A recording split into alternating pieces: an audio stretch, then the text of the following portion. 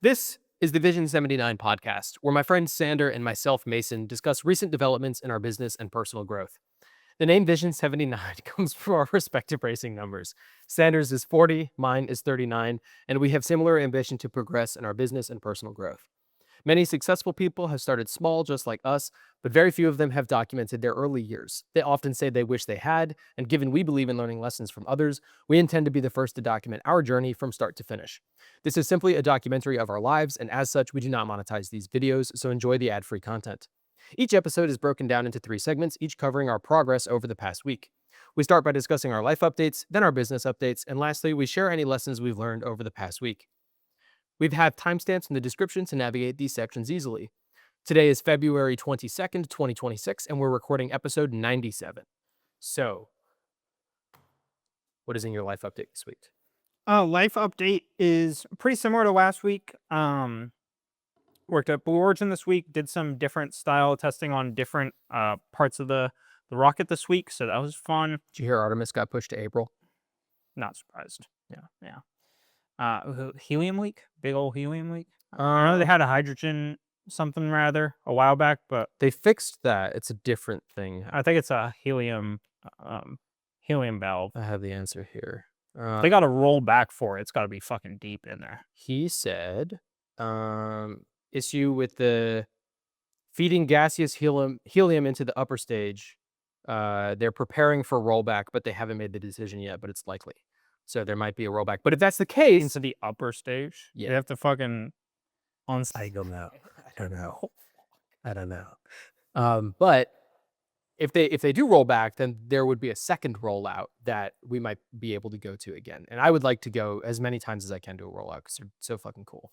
So They're cool. It's not They are all cool. bad. It's not all bad because I get to go see it again. But I was gonna pop by the pad Mhm. because I can get on base now Mhm. and take a look.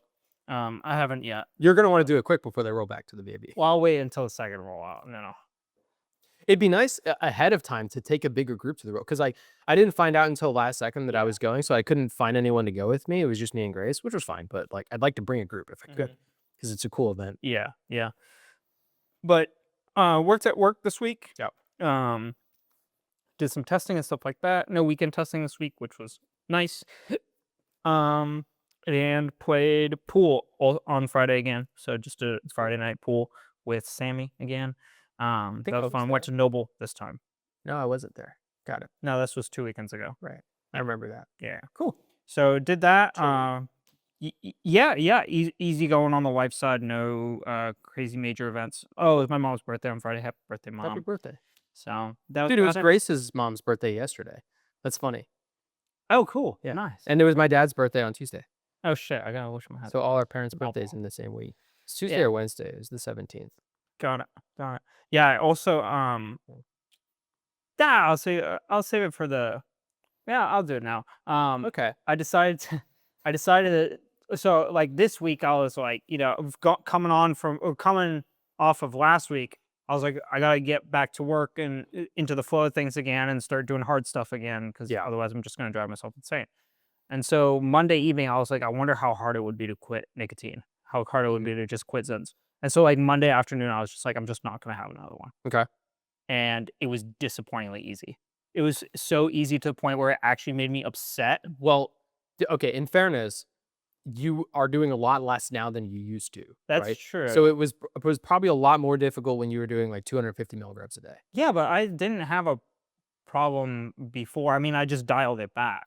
Okay, got it. Like you Right. didn't push the limit and then feel terrible. You didn't have withdrawals and then I just didn't did- go all the way up and then complete quit. I went Mhm. up and then I went down and and then kind of bounced around for a little while. Gotcha. But then like on Monday, I was just like, how hard would it be to just quit? Mhm. And then I just like stopped. Mhm. And I was like, I had like a minor headache on Tuesday. That was it. And then Wednesday and some minor brain fog. And then like Mhm. Wednesday, a more mild version of that. And then it's been fine. Good. So it's like, it was almost disappointingly easy. Like I thought it would be like kind of more of a challenge. Right. And I was like, this is like You should not try cocaine. hard. I don't know if I want to go. It's a lot harder to quit. Probably. But I tried that. I don't know if I'll pick it back up to any variant or not in the future. I mean, I've gone in and out for like years now. So You could probably save at it some point. But just as like a treat. Like every once in a while, you yeah, pop us in. that's kind of what I would rather do. Um, but I also wanted to just see like if I just like quit, like is this a problem? Like, does it affect Right. my functionality? Right. And like really not really. Like I've felt way worse before just from a cold. Yeah. Like, Yeah. definitely, wasn't as bad as I anticipated it would be. Mhm. But yeah, just haven't had any since, just kind of whatever. So, Cool. that was pretty much my life update for this week. I have Cool. a decent-ish business update, sort of. It's sort of business update, yeah. There's no pressure. Coming up. But what do you have for life this week? I have a lot more, so I'm gonna talk for a little bit longer. Cool. My first update, I'm gonna move into my lessons learned section, but I helped Grace with her taxes this week. Ah, It's interesting because her paychecks. Uh, I told her that I had done my taxes. I had filed. I'm getting a return of like $1,600. Everything's groovy. We should do hers so that she can get her refund. Um, and then when we went and checked her W-2s, uh, they had only withheld like 1% of her income. So actually, it turns out that she has to owe taxes. She doesn't get a refund. Now with real estate, we're able to deduct a lot of her expenses. So ultimately, she doesn't owe very much in taxes. But still, like she filed her W-4, like and asked the companies to withhold regularly, and they did not. And so I went and I talked to Tyler about it with her, and we were trying to figure it out. And we couldn't figure it out. Like it looked like all the money stacked up correctly. It's just they didn't withhold, and we can't figure out why. And then we found there's 3 or 4 paychecks where there was no withholding at all, and then a couple paychecks where it was like a few percent, right? And he noticed that one of the other employees also had that. And the common factor was that those paychecks were less than like $500 or $600. hmm, And so I did the math. If you take the standard deduction, which is 15,750 in 2025, and then you spread that over 26 pay periods, which is every pay period in a biweekly pay period in a year, it's roughly $600. And so how these pay companies break it down is every paycheck they annualize. So if you earned yeah, this paycheck every week for a whole year, what would the withholding be? And then that's what they withhold. yeah, Um, so for those paychecks that were under, they didn't withhold. Um, and the other job that she has at the Pilates studio did the same way, which is interesting and I didn't know about until now. But it looked like she was gonna owe like $100 on her taxes, and then I realized that with the big beautiful bill, there's no tax on tips in 2025. mm, And so we talked to Tyler. We got the number of tips that she made. So of her Kraken income, how much were tips? And then we're able to file that as a deduction. So ultimately, she should get a refund. It'll be like a couple $100. It won't be as big as we thought it was, but yeah. still better than having to owe. That is true. So that's her big tax update. My big tax update is that I finished filing mine the other week and submitted it. I should have gotten a refund of $1,600. I got my refund. It's $1,800. And I don't know why. I'm not sure. I don't know. Like there's unless I'm IRS. missing something, I don't know. Like I thought I did all I could to get my taxes back, but maybe the guy at the IRS is feeling generous. I'm not sure. I'm not complaining. But I don't know. Odd, weird. Yeah, so that was a nice part of my week. I hope Um mine goes that way. well, you didn't touch your withholding at NASA, right? No, no. So I should get a refund. I should be able.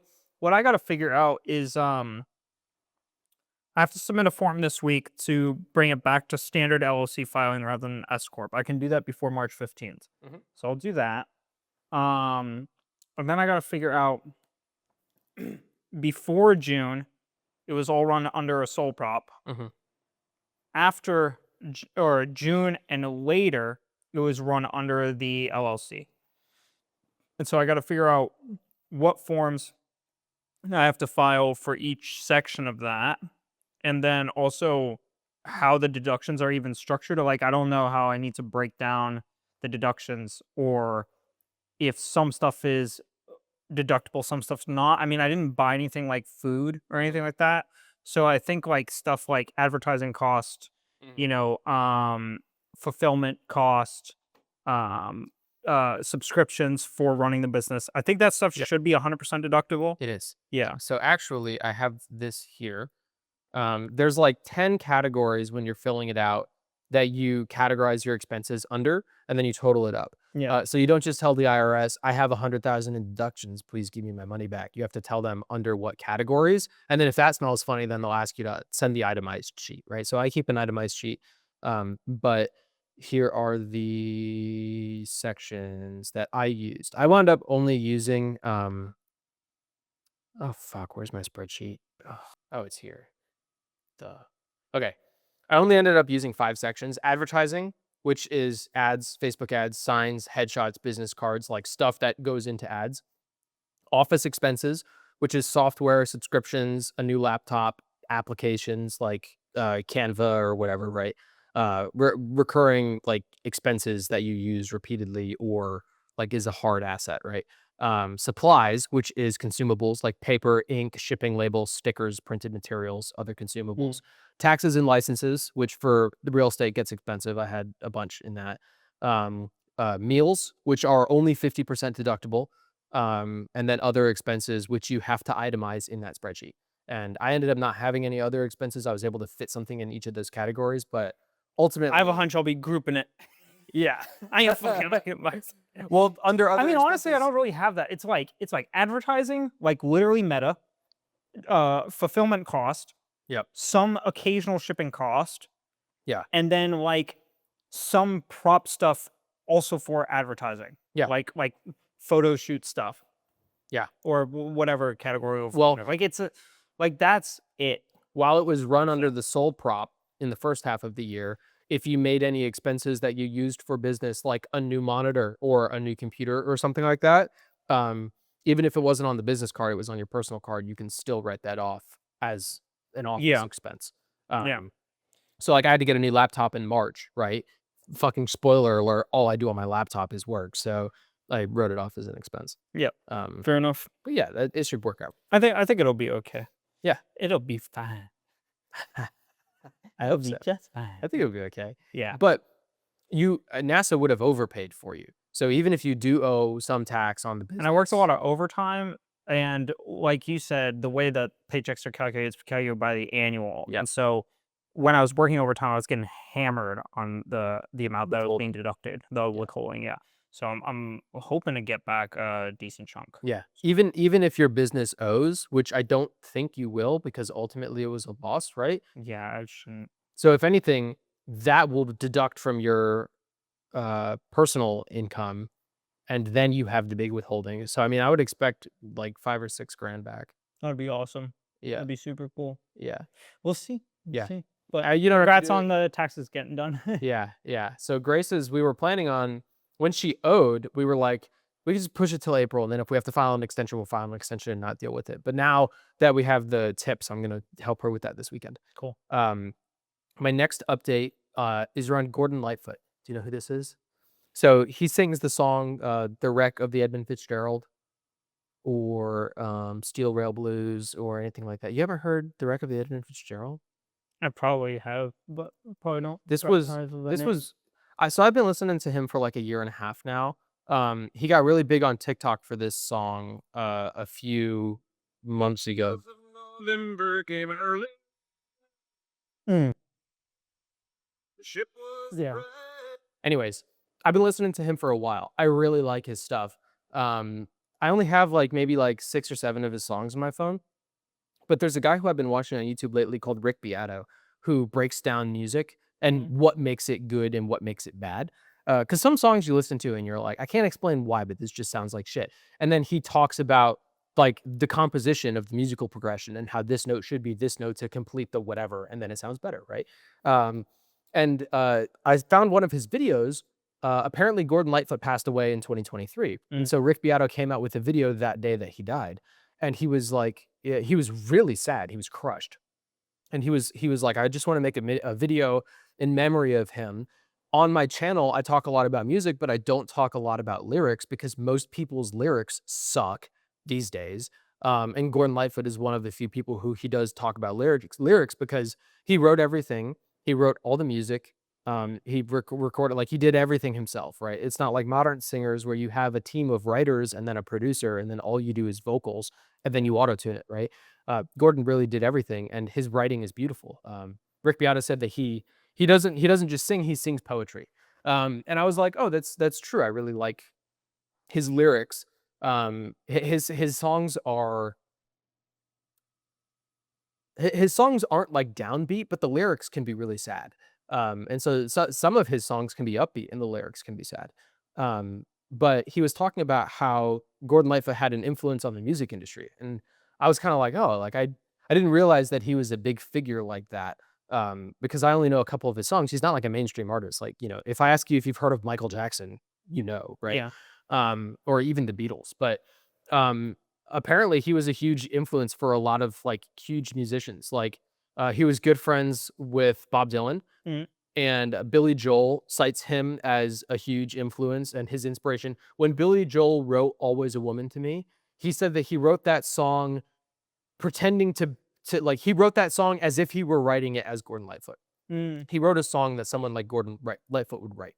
And Jimmy Buffett also says, if you hear Gordon Lightfoot in my songs, congratulations, he's a huge influence to me. And now when I go listen to Billy Joel songs, like he went to Paris, that's a huge, like I can see a lot of parallels to Gordon Lightfoot, right?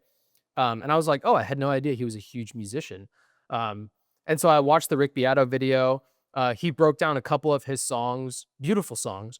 And then he recommended a documentary on YouTube. And so I went and I watched the documentary.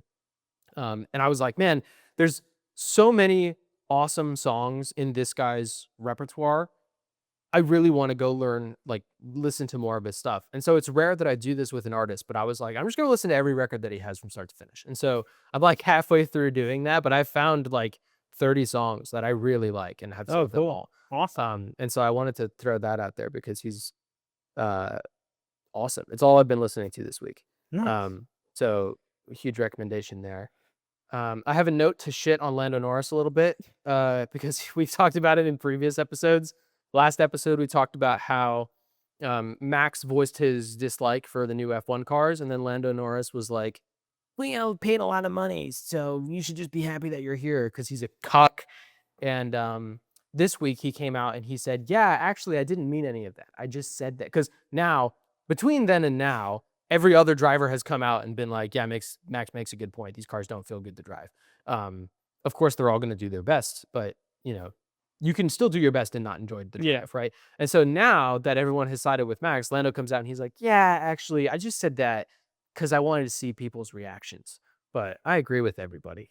So he's a flip-flopper, and I hate him. Yeah. So I just wanted to throw that out there. A little bit of Lando Norris hate.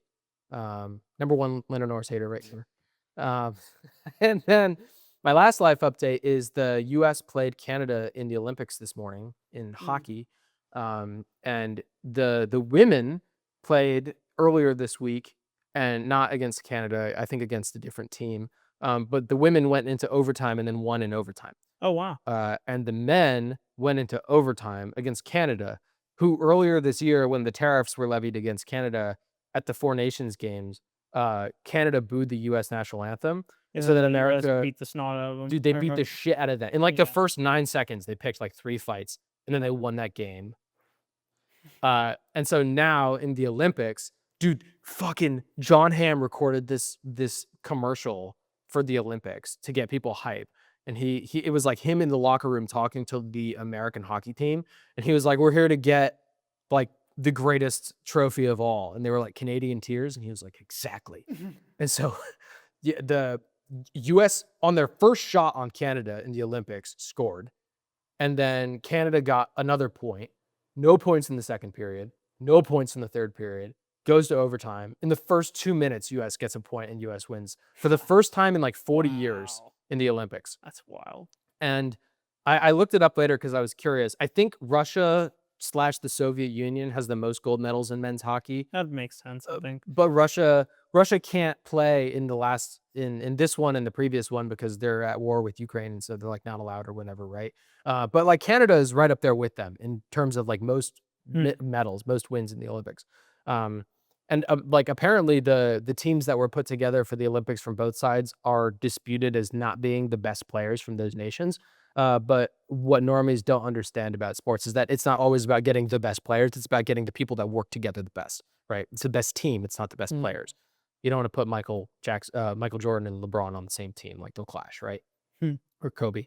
But anyways, that was awesome. And so now all my Instagram reels and everything on my phone is like USA, America #1 propaganda, like nationalism hype stuff. And I'm here for it. It's great.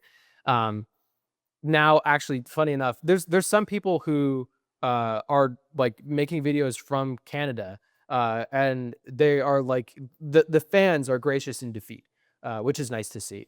And the Americans are not in victory. They are like fucking like so disrespectful in victory, which is just fucking crazy to see.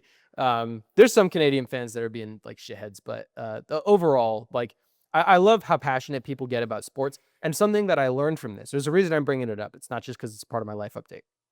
There's a difference between love of country and love of government, which I hadn't like quite identified before, right? But like all the fucking bullshit that's going on in our government and every government right now is not reflective of the people that live here, right? Yeah. Like you and I walking around and interacting with people every day has nothing to do with the pedophile Jews that run our government, right? Yeah.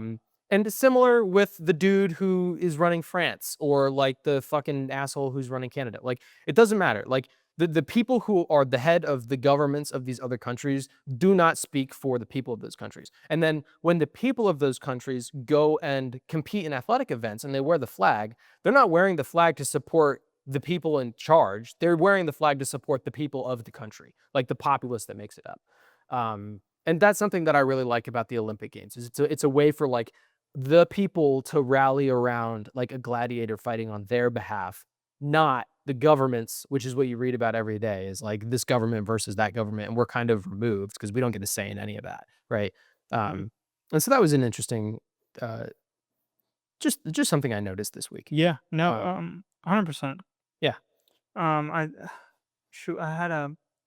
Oh yeah. I've been listening to the audiobook of 48 Laws of Power, which is like What's that it's book like about? all over the internet.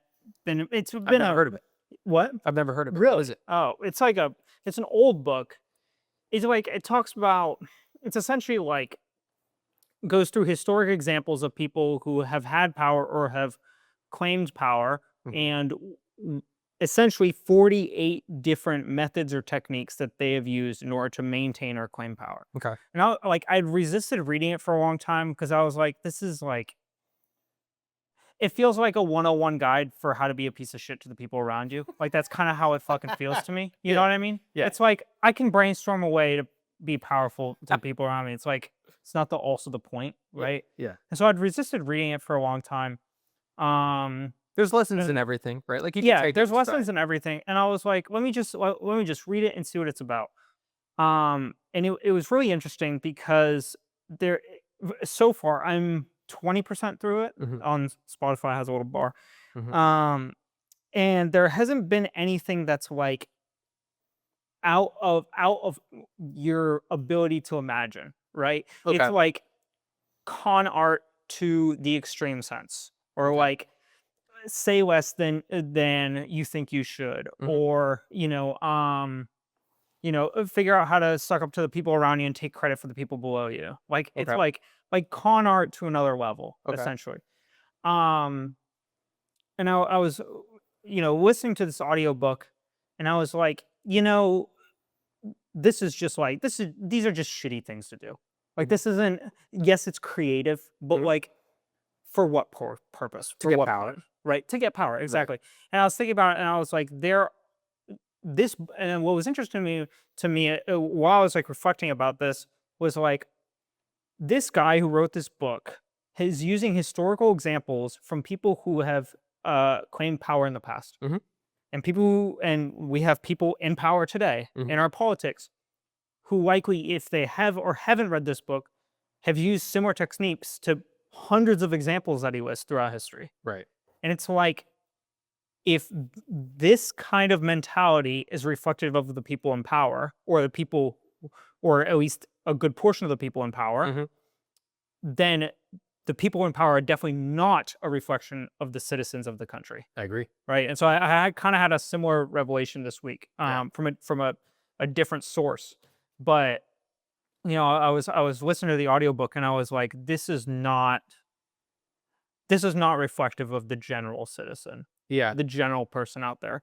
I can see this being reflective of people who are cutthroat in DC, Yeah. right? Well, and I think that you need to But have people like that in charge, right? Because yeah, I mean, to some ultimately, extent, yeah, to yeah, some extent, right? yeah, Ultimately, you need someone who can make the hard decisions, and sometimes that means hurting other people. When it right, comes to like if it's you or me, it's gonna be you. You know what yeah, I mean?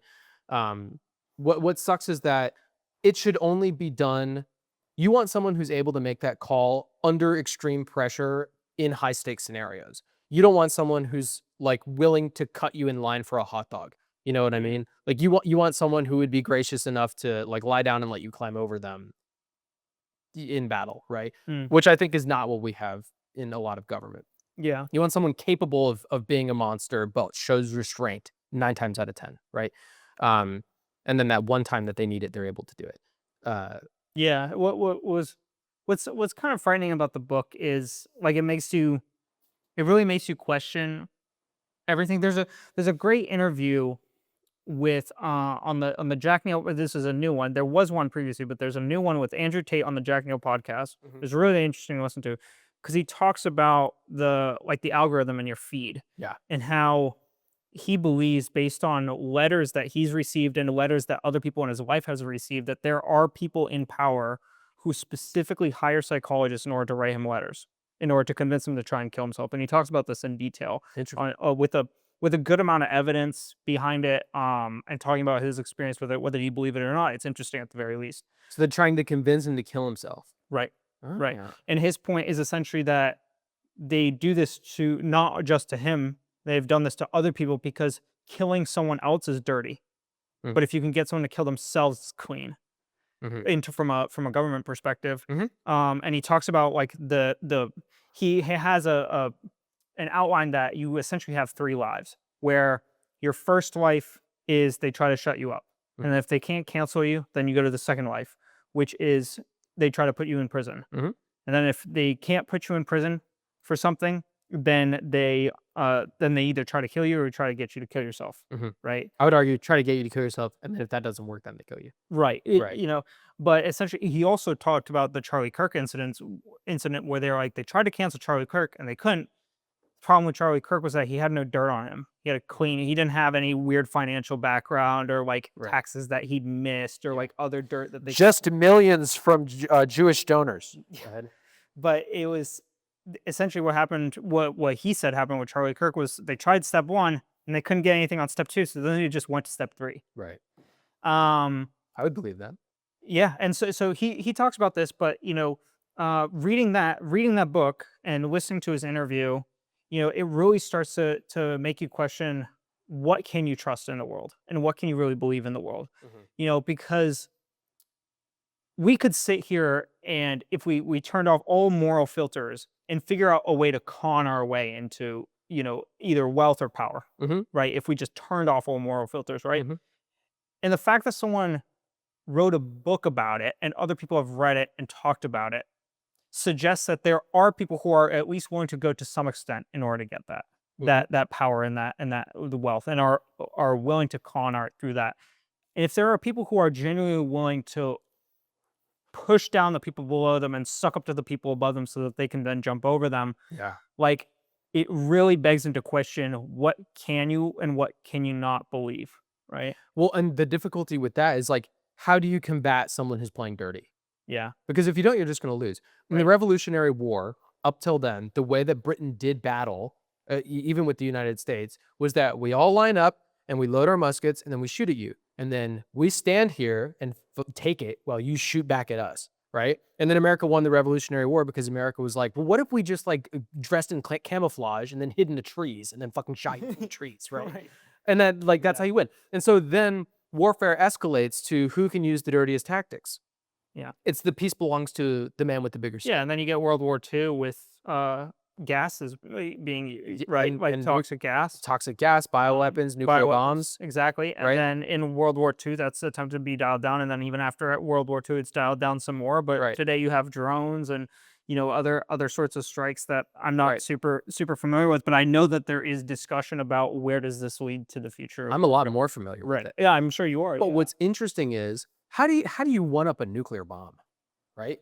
Yeah. A bigger nuke. Eventually, you're gonna get to the point where you press a More button. nuke. Yeah. Eventually, you How get to many more nukes can my nukes break? the- Are you the same nuke in a different bomb?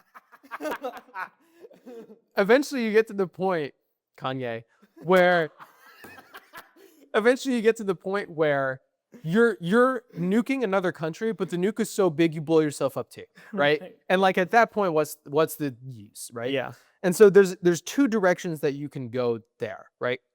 Number one, which is what the United States is really good at, is instead of blowing up a bunch of people, blow up just the important people. Shoot a missile through the window of the conference room the one guy in power is working in, and kill Yeah. only him, right? Or because even that could spur, like if one guy launches a nuke in the world, it's game over because everyone else is going to launch their nukes too. Yeah. If I go down, you go down with me, right? And so eventually, the nuke has become much less of a threat than it used to be because now everybody has it, right? Like guns, the only reason school shootings happen is because no one else there has a gun. So no one else can pose a threat to the person with the Yeah. gun, right?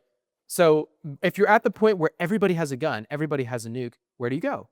How do you combat that? And the answer is you infiltrate their society and you use the 48 laws of power or rules of whatever the book. Yeah, You laws use of the power. tactics in the book to infiltrate from the inside. Yeah. And honestly a bigger concern. Like, do you know who has the biggest air force in the world? Isn't it something weird like I don't know. It's America. Is it? Who has the second biggest air force in the world? Israel. America's Navy. Oh, yes. That's right. The top 4 air force. The fourth is the Israel's Coast Guard. up there though for sure. Isn't it? They have a very big military. I don't know, but it's much Okay. much smaller than anything Let's America save has. it for after podcast. It's Figure it much out. smaller than anything America has. And the like a lot of the other notable air forces are ones that we've sold jets to. And they don't have the same capabilities that we do because we don't deliver all of our goodies when you buy a jet like that, right? Yep. We're not giving you the top of the line stuff because we want a competitive edge over you. But like America has so much more military power than every other nation. They can't go to war with us because they'll just lose, which is why when we see the Chinese jets flying around, it's very cute because it's nowhere near anything that we have, right? But the problem with China isn't their jets, it's how much land they're buying here. And how many Chinese citizens and nationalists are coming here and then still having very strong ties back to their homeland, but doing business here and learning our power grid and becoming integrated into our power structure, right? And that's not to say all Chinese people living in America is like that. That's not the case at all. But from a nationalistic perspective, from the Chinese government, like that is the type of influence that they want to have over us, or Israel in our government. It's the same way. And like light is being shown on the Israelis in our government right now. It's been that way for a while, but a lot less people are talking about how China is integrating it into our power grid, or Russia is really good at cybersecurity stuff, how Russians are integrating themselves into our technology, right? And so other countries realize they can't beat us on the battleground, and so they're going to try to infiltrate us from the inside. So they try to sow division, which is another reason I really like the sports thing from my earlier bullet point, is because like you see online huge division in America. Whites hates blacks and blacks hate Mexicans, right? But when you walk around on the streets, it's nothing like that. Yeah. Like I don't think I've ever met a person of a different ethnicity who like has accused me of being racist or said racist things toward me. I've never experienced that. Yeah. Like I'm just polite to everybody, and nearly everybody's polite back to me, right? There's some blue hairs every now and then who like pop off, but Yeah, I mean, I've had black friends that I've seen other people be racist towards them. I've seen It that happens. before. Yeah, It no, happens, it for sure. definitely happens. It's when you watch the news though, it makes it feel as though there is no other type of interaction. Right, exactly. Like the news makes it feel like, oh, every time two people of different ethnicities, religious backgrounds, Yeah. preferences come together, they try to kill each other. And that's not the case at all, right? And that's something that I really like about this sports event is because it's the American ideal, which is people of different backgrounds coming together, united under a common goal, right? Or a common like love of country, Yeah. which is what I love about this country. And it's what I love about other countries, right? Like, even though Canada booed our national anthem, all of those people feel strongly enough to boo our national anthem for a reason. And it's because our tariffs are impacting their community. And so they have a right to feel that way and a right to boo. And yeah, we're going to kick the shit out of them because we're better and we have a bigger military and we're badder. But it's still like, it still is good for me. It makes me feel good inside to see people rally around a common goal like that. Even if it's booing our national anthem. So that's, I don't know where I was. I don't know how we got on this. Essentially, the 48 laws of power, right? It's interesting because I think that it starts with being more conniving than people, and then it turns into an arms race. And then once you've exhausted the arms race, like a nuclear bomb, now we go back to the like social structure conniving type of cutthroat thing. But like, how do you combat that?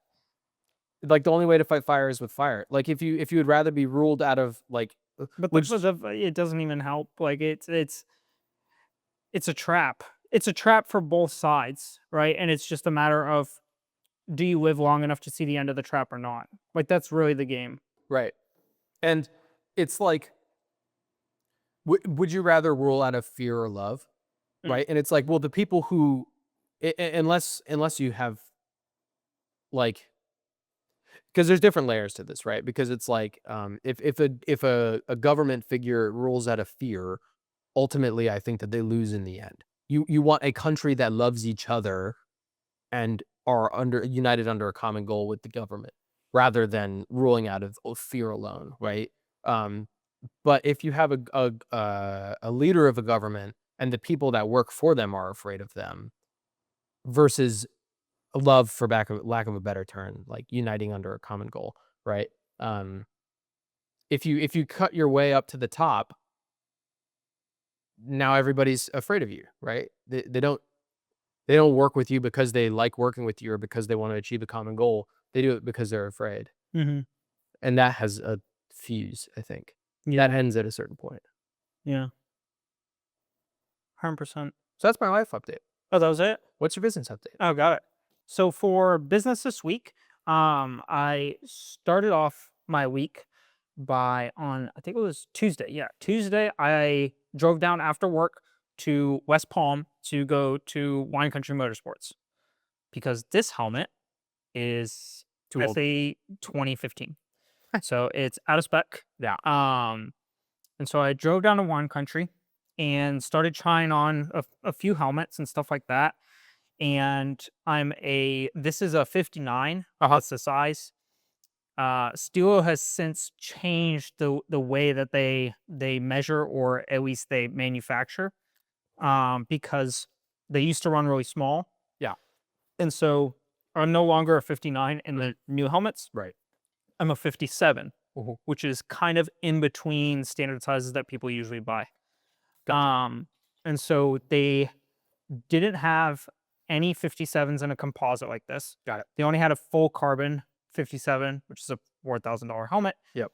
The composite, the new composites are almost just as light as the carbon, and the new composites are significantly lighter than this composite, which is kind of neat. But the Jupiter location didn't have a 57 composite. Sebring location didn't have one. Their Colorado location didn't have one. No one had one. Got it. They called like 5 different places, and nobody had a 57 because it's also the start of the year, so it's brand spanking new. Gotcha. And this is a 2025 spec, which is the latest spec. Right. Not super easy to find. Yeah. So he ordered me. I'm moving away from the silver because now they offer a white, and so I'm getting a white 57. You're gonna get white racing gear? Yeah. I say wearing a wetsuit.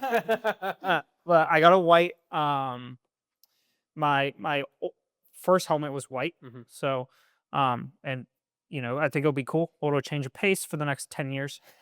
So cool. I got a white 57 just like this composite, all the same stuff, and they'll transfer over the Radio stuff. and the Hans post and all that good stuff. Cool. It comes in later this coming week. Oh, that's pretty quick. Yeah, yeah. Okay. So should be pretty quick turnaround for that. Um, but this weekend I went to Sebring Mhm. to go to a track day event with the same guy who I went to the American Muscle Car Museum PCA Autocross with. Is this another PCA event at Sebring? No, this was a general track days hosted by Chin Track Days. Okay. And so it was at Sebring, and just kind of walked around the track a little bit. He showed me around the track a little bit, which was helpful as well because I had never been there, and then B, I'm going to be going there in the future as well. So good to know where stuff is and kind of the lay of the land. So started by walking around the track and talking a little bit with different teams and whatnot. So I saw a vintage Porsche guy there. There was like a couple vintage cars, but like only one that I would consider like true vintage. Everything else was like vintage in like earlier 2000s or 2010s, right? It's crazy that that's vintage. Yeah, they race cars that 2008. are like 3 years old in the HSR because they're Yeah. outdated, right? Like the Wow. DPI prototypes will now race at HSR because they're DPI. Weird. Yeah, weird. Huh. Okay. But anyways, there was a guy there with what I would genuinely consider vintage, a 71 911 2-liter. Okay. And he purchased the car as a race car. He Okay. did not build the car. He bought the car 6 years ago as a dedicated race car that had previously been an HSR dedicated race car. Okay. And so that's what he was driving there. Just chatted with him a little bit, European guy. And walked around the pits a little bit and talked to a couple of the different teams, kind of asking why they were there and what they were doing. Fair number of people coming to the track. So for perspective, track day is like no prizes, no racing, no awards. You essentially just have track time to race. Right. And you have different groups in terms of different levels of skill set. Yeah. It's skill set or car speed? Skill set. Okay. There will be Miatas with the fastest group. Got it. But But they're all track because they're speed. really good. Right. Yeah. Got it. Yeah. And then there will be guys in GT3s in the novice group because they've never been before. God, that'd be terrifying if you're in the novice group in a Miata with the guy in a GT3. Yeah, right. Oh, yeah, that's a scary situation. Yeah, yeah. So there was a lot of incidents, which is apparently unusual. In which category? No, actually, novice was relatively clean in comparison to intermediate and advanced. A lot of incidents in intermediate and advanced. I would expect a lot of novices are probably like real overconfident until they spin out in turn one and then they settle down. I think intermediate is probably the worst. I would guess it's the worst because you know enough to like go for moves, but you're not good enough to do it well. Yeah, well, it's still point to pass, so you have to wait to pass. But there are just people just driving over their own limit. Yeah. Yeah. So couple cars in the wall, so cars spun out, car Gotcha. contact, whatever. But I was talking with some of the different teams. You got guys that are just there to have fun, just enthusiasts. That was a majority of the people. And then you had some folks there who were with like a medium-sized team. So the guy I went with, Tom, he was with a medium-sized team. And so they were doing GT4 Club Sport Porsches. Okay. That's what they were racing that day. And that team essentially would be like kind of a mid-sized team where you either rent or own the vehicle, but then regardless of whether you rent or own, you're paying some portion of money to the team that you're with in order to race that weekend. And they'll take care of stuff like transportation, tires, fluid levels. If you have them take care of the car completely, they'll do all, their maintenance by their maintenance schedule, Okay. all of the storage, yada, yada, right? So it's essentially like it can be from a relatively hands-off to a completely hands-off service, depending on what you want, where you just show up to the track and you drive. So is Tom a team member or is Tom racing? So Tom raced last year. He won the IGT championship last year in a Porsche GT4 Club Sport. Okay. And so this year he's racing again in a GT4 Club Sport. This time he didn't have his car because he's waiting on a new motor for his car. So he was doing just a little bit of track time in another Club Sport. Okay, got it. So he's there to drive, not as a member of the team No. doing the work. He's there to drive, and he's Okay. he's paying the team to Got it. be there and race a car. Okay. But cool. he owns his own GT4 Club Sport. The owns he doesn't rent. Right. Correct. Got it. Yep. So that team, does that stick with you through a whole season? Yes. Where are they at in their season right now? Just it's it hasn't even started yet. It's just Got it. right. I So think they're doing next a track weekend- day. Next weekend is the first event. Got it. So their track day is just testing. Correct. Okay, got it. Yep. What is their first race at Sebring? Yes. Is it free admission?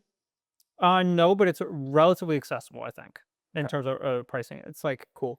something like that. So I think I'm gonna try and go it's next weekend. Mhm. It's run by SBRA, which is also under the IGT is now under the umbrella of SBRA.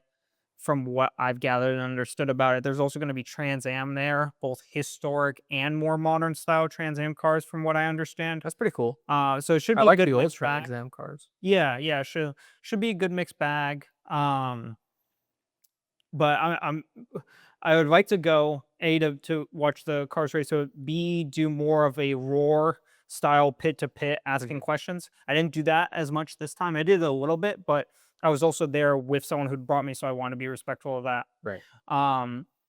But anyways, so you have the GT4 teams, Mhm. like the one that I was hanging out with, and then you have like the Radical teams, which are like a team of trailers would come with Radicals, which Mhm. are, for those of you who don't know, they're a dedicated track car that kind of look like a really big go-kart, Mhm. essentially. Single seaters. Yep. Yeah. Yep. Single seater, big go-kart. And so Open cockpit, if I recall. yeah. Yeah. Yeah. And so essentially these teams, they were there to do testing for the Radical Cup series. Okay. So they have a whole series of Radicals. And I was talking with them and I was like, what's it cost to get into one of these? And they were like, for complete service for a weekend, if you want to rent a Radical and have us completely prep it, you just show up and drive. We'll Mhm. prep it. We'll deal with everything. You'll get some like debrief coaching and stuff like that after sessions if you want, whatever. To handle everything, what do you think it costs for a weekend in a Radical? Let me Google this real quick to make sure it's what I'm I'm doing a thinking guessing it game, is. I guess. Yeah. Okay. Okay. Yeah, this is what I thought it was. Yeah. It's the open cockpit with the big roll hoop. Mhm. Okay. Everything. Do they pay for food and stuff?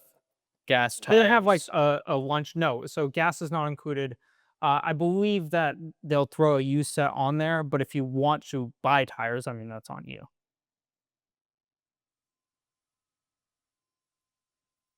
I would guess maybe like $5,000. 10. Okay. Yeah. So a lot. That's pretty expensive for not like giving you any of the like stuff like tires and do brakes and shit. Like, Yeah. So if you Huh. damn. now to buy a set of tires, I didn't ask for the Radical guys. Dude, there's a guy I know who did a day in a Formula 4 car, like a Formula Renault style car. Okay. He did a test drive day. If this is fucking $10,000, what the hell does that cost? It's probably about 6 to 8 for a day, because So you this think it'd be Radical is more? 10 for a weekend, 2 days. Got it. Okay. So yeah, probably. Damn, I 6 figured to it would be significantly more expensive. For They're open wheel. F4, They're open. probably not. I mean, an F3 or F2, I would say yeah. Damn. But yeah, essentially, so like once you start looking at the numbers on this stuff, for example, a set of Pirelli slick tires, right? Which $3 to $5K a day for F4. yeah, that sounds right. Yeah. For a full set of slick Pirelli tires, Mhm. Is about $3,000.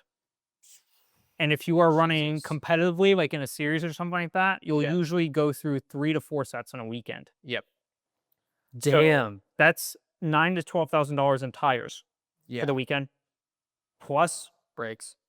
plus Gas. whatever other maintenance you're doing, Yeah. like, in that bucket, plus whatever you're paying the team. So it adds up, like, it's essentially karting with a 0 or 2 added to it. Yeah. That's pretty much what it is. Yeah. Um, Well, and the racing. So when you go karting, you can do a track day on your own, or you can go to like a series and race against other people, like actual wheel-to-wheel racing.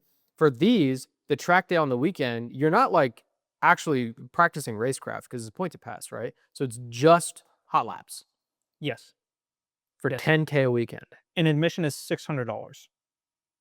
On top of that, No, just to be able to drive your car is $600. That's what you pay Chin track days. oh, I see what to you're saying. be there. To be there is $600. Damn, dude, Yeah. that's expensive. Yeah. So it gets But they've got really a ton pricey. of clients who are willing to pay it. I take it Yeah. because there were a bunch of I mean, radicals of there. course. I mean, they had 6 GT4 Club Sports there. 6. Jesus. So I mean, there are people who are very invested in it. Now, I got a ride along in the GT4 with Tom. Tom Mhm. won the IGT series last year in a GT4 Club Sport, so Yeah. quite a good driver. Yeah. And so I got to sit in the passenger seat for a full. It was like a 40-minute session. It was a long session. That's pretty good. Yeah, yeah. Are you a good amount of time. passenger? Yeah, yeah. Sure. I mean, it's not my first time in something fast, so I think I'd. No, I mean like I'm not good. I don't like riding. Oh, Like I have to really know and trust a person. So like I'm fine riding in the Miata with you, but like anybody else, I'm not great. I felt pretty good about it. Cool. He knows Sebring super well. He's raced a long time. He knows those cars really well. Yeah. And I mean, like even in worst case scenario, you hit a wall, Mhm. like the cages and the belt systems in those cars Mhm. are very, very good. Yeah. And so I actually got to use my Hans device, which Cool. was The awesome. first time in a long time. Yep. They let So you do it with your out of spec helmet? They never checked the spec. I told Tom, I was like, it's out of spec. Do you want me to rent one? And he was like, they won't check. Don't worry about it. Okay, cool. So like, okay, Easy. game. Yeah. Why are you buying a new one? Just masking tape over the 5 and put a 6 on. Well, because they actually like, I know some places that will check. Like Yeah. I've been to tracks that will check. Yeah, plus Oh. safety, I guess. Yeah. Yeah, I mean, this one, my mom dropped this one on like day 3 of me owning it. That's why there's like all these like marks up here and shit. So Yeah, but that's not going to significantly weaken it. no, but I mean, it's been a while. I mean, I'm sure the technology's gotten better in these Yeah. things. For sure. So it's investing in your safety is probably a good move. Yeah. But I got long story short, I got to ride along. The thing that shocks you the most is the braking. Yep. 100%. Acceleration is strong, right? I mean, it's not a slow car. It's not crazy, right? But Teslas accelerate Yeah. on the road. But Yeah. they don't brake that way. No. Yeah. And the cornering is quite impressive. Is For there a lot of downforce on these cars? once you Force, get up above like 85, What'd you say? GT4 Cup car? Club Sport, GT4 Club Sport. It's a Porsche prepped race car. Okay. Some Porsche What prepped race car. I think Okay, I got got it. that right. It looks like some of them have little wings, but it's not like there's splitters or anything like that on them. No, they got a big spoiler on the back. They should. Yeah, they have a wing, but not like Oh. a front splitter or anything like that. No, not really. Not Yeah. really. But I mean, Okay, there is a gotcha. significant amount of there's a significant enough amount of downforce to where you can feel it for sure. Okay. But the cornering G's, especially going into turn 1 at Sebring, it's a kind of a left-hander. Mhm. What's really impressive too is Sebring is a very rough track, Mhm. very rough track, and these cars will jump over these bumps and just grip. I mean, it's really quite impressive. But the braking, I mean, we were going into a over 90-degree hairpin, Mhm. coming in, at the end of this small straightaway at like 130. Jesus. Yeah, quick. You coming in and like you were less than 200 feet away from the corner. You were probably about 150 feet away from the corner when you started braking, Wow. coming into a hairpin. Where That's you're, a GT4 car. yeah, where you're going through that corner probably around 40-ish, 35, right? So you're going Yeah. from 130 To 40. to 40 Yeah. in 150 feet, Mhm. like 90 miles an hour and drop. Mhm. Right. So it's like you can feel the first time, like when you really hit the brakes, like first lap out, I didn't know what to expect. Yeah. Like my eyes widened up. It was like, holy shit. Like Yeah. it's like very aggressive on braking. Dude, my parents bought me a ride along in a McLaren 570. Like one of the extreme track day experiences, and you can drive yourself. But I was like, I don't want to drive. I want to ride along because I want a professional to take me around because I want to feel what the car is capable of, right? Yeah. And I got in the car, and dude was big. Like, I don't know what his name was, but I called him Bubba. And he was like, "You ready to go? We're gonna have a ton of fun." And I was like Zach Brown type guy. Yeah. And I was like, oh man, he's probably not like the fastest guy out here. And then I got in the car, and the acceleration, similar to what you're saying, I wasn't like super blown away. I was like, oh, we're going fast, right? And then he didn't brake for the first corner. Like we just went through the first corner like at 110, and I was like, oh, okay, I understand what's happening here. And like that's exactly the same feeling I got, where it was like the lateral G's I was like astounded by. Yeah. It's And it's a road car. Like that wasn't a GT4 car Right. or anything like that. Like that was a McLaren that you could buy off a lot.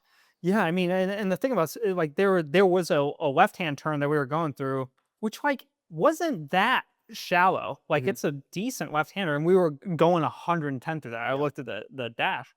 Very very impressive cars for sure.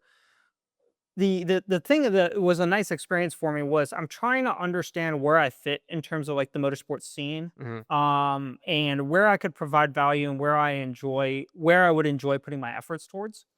And it was a really good experience to go there because I got a really good sense of like kind of what's the environment there, what are the people doing, what are their goals, kind of why they're there, right? Yeah.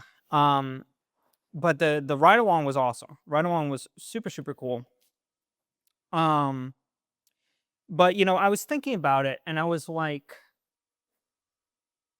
I talked with a few people there, and it was all a vast majority of people were 55 years or older, like vast majority. Interesting. And vast majority were either financiers, some sort of tax-oriented business, or some sort of doctor, oral surgeon, some other variant of surgeon, right? So a lot of high-income 9-to-5 wealth or business finance style wealth, Hedge funds type stuff. Not most people, from what I gathered, there built their own wealth. Either started a finance company or started a accounting firm or some sorts like that, right? And then now make enough money to where they can spend $5,000, $10,000, $15,000 a weekend comfortably. Yeah. And so that was a good amount of the people there. And then there was people who were there kind of like in their late 30s to 40s, some people. But those people like quite literally were the Miata people. Like they were like NA or NB Miata. It's got a cage in it that has some sort of either boost thrown at it or a Honda K24 thrown in it or something to make it a little bit more edgy. Right. And then taken out on the track. Like pure just enthusiast cars. Right. Not a ton of money, just there for the love of the game. Right. And so it's like the really only place from a business perspective that's kind of making making money and having a business off of it are the people who have like a team, right? With either like Porsches or Radicals or some other, like there was a Mustang team there as well, right? So some car there and some team. And I was thinking, and I was like, to rent, so you don't own or anything like that, to rent a Club Sport for one day is $4,000. And that doesn't include like if you want new tires, right? Like you just rent You just get the tires that are on the car. Right. You get some used set. Right. Right. That's $4,000 a day. Right. And if you're not a real driver, like if you're doing it because I have money to burn and I don't want to go to the go-kart track with all the pores, you probably don't even care about the tires that are on it. You probably don't even know. Maybe not to an extent, right? If you have a bunch of money and you just have fun, right. It's all a good time, right? That's the. But I was thinking about kind of where I would sit in, and I was like,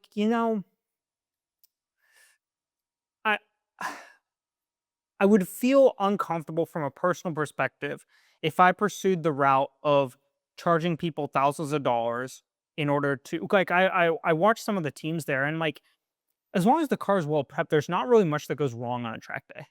Like if the race car is well prepped, like you're doing stuff like fuel fill up, like with a jerry can. Tire pressures, a small check over after a session, cleaning the windows, right? Right. So it's, and I was like, I feel as though in drop shipping, the model really ate at me because it was an inherently valueless business. Mhm. And that really ate at me. And I can't help but feel that um charging someone thousands of dollars in order to check tire pressures, fill up the car, and clean the windows would also over time kind of feel like a valueless business. Yeah, I think that there's a big component to it as well, is that you're paying for the convenience of everything being there for you and not having to buy and bring your own car. Yeah. Like, you're also paying for having the car trailered there and having it, like, serviced and maintained and also purchased, Oh, like, ahead of yeah, time, right? for sure. But I understand the, like, I'm here at the Rolex tower and you're giving me chicken strips for breakfast, right? Like, I understand that feeling. It just feels like I could do something more, right? I could do something more than kind of be a high end maintenance and care guy, Yeah. right? And then the other side of the coin that I thought about, I was looking at the pricing of all this stuff, and I was like, let's get the 914 at a base level where it's track prepped. Like, let's just say that's a static, Yeah. right? Yeah. It is track prepped now. What do I do? It is now, somewhere in the neighborhood of $1,500 plus or minus Right. for some tires, right? Right. Depending on what you want to go, right? Just to generally do that as it wears on the track. Mhm. And then you have $600 track fees Mhm. for just to get in for the weekend. That's a flat rate. And then anything else that happens. And Sebring is a rough track, like Mhm. very hard on the car, Beats up the cars. very hard on the car. But I mean, any track really is. I mean, like if you go up to Road Atlanta, Mhm. smoother track, but the torsional loads and the G forces will really eat up the cars, Right. right? Just because the longer corners and it's a lot more of a flow track. Yeah. Um, so thinking about this stuff, and then it was like, what kind of value do or can I provide? Kind of just racing the 914, right? I think the 914 is really, really good. I want to get it working so that I can get more into the community and into the PCA community.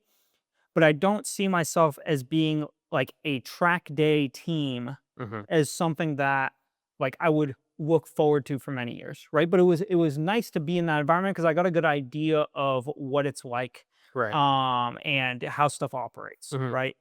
Um, and something that I kind of leaned more towards was I really like the idea of building out a series or a car Mhm. that is analog in nature, but with more modern componentry or twists to it in some respects, right? Like maybe something that represents the analog nature of something from the 70s or 80s, but the reliability of something from the 2000s, right? And so kind of coupling that together, I don't have a great vision or idea for it, but something like, Sanders' version of a radical, Mhm. right?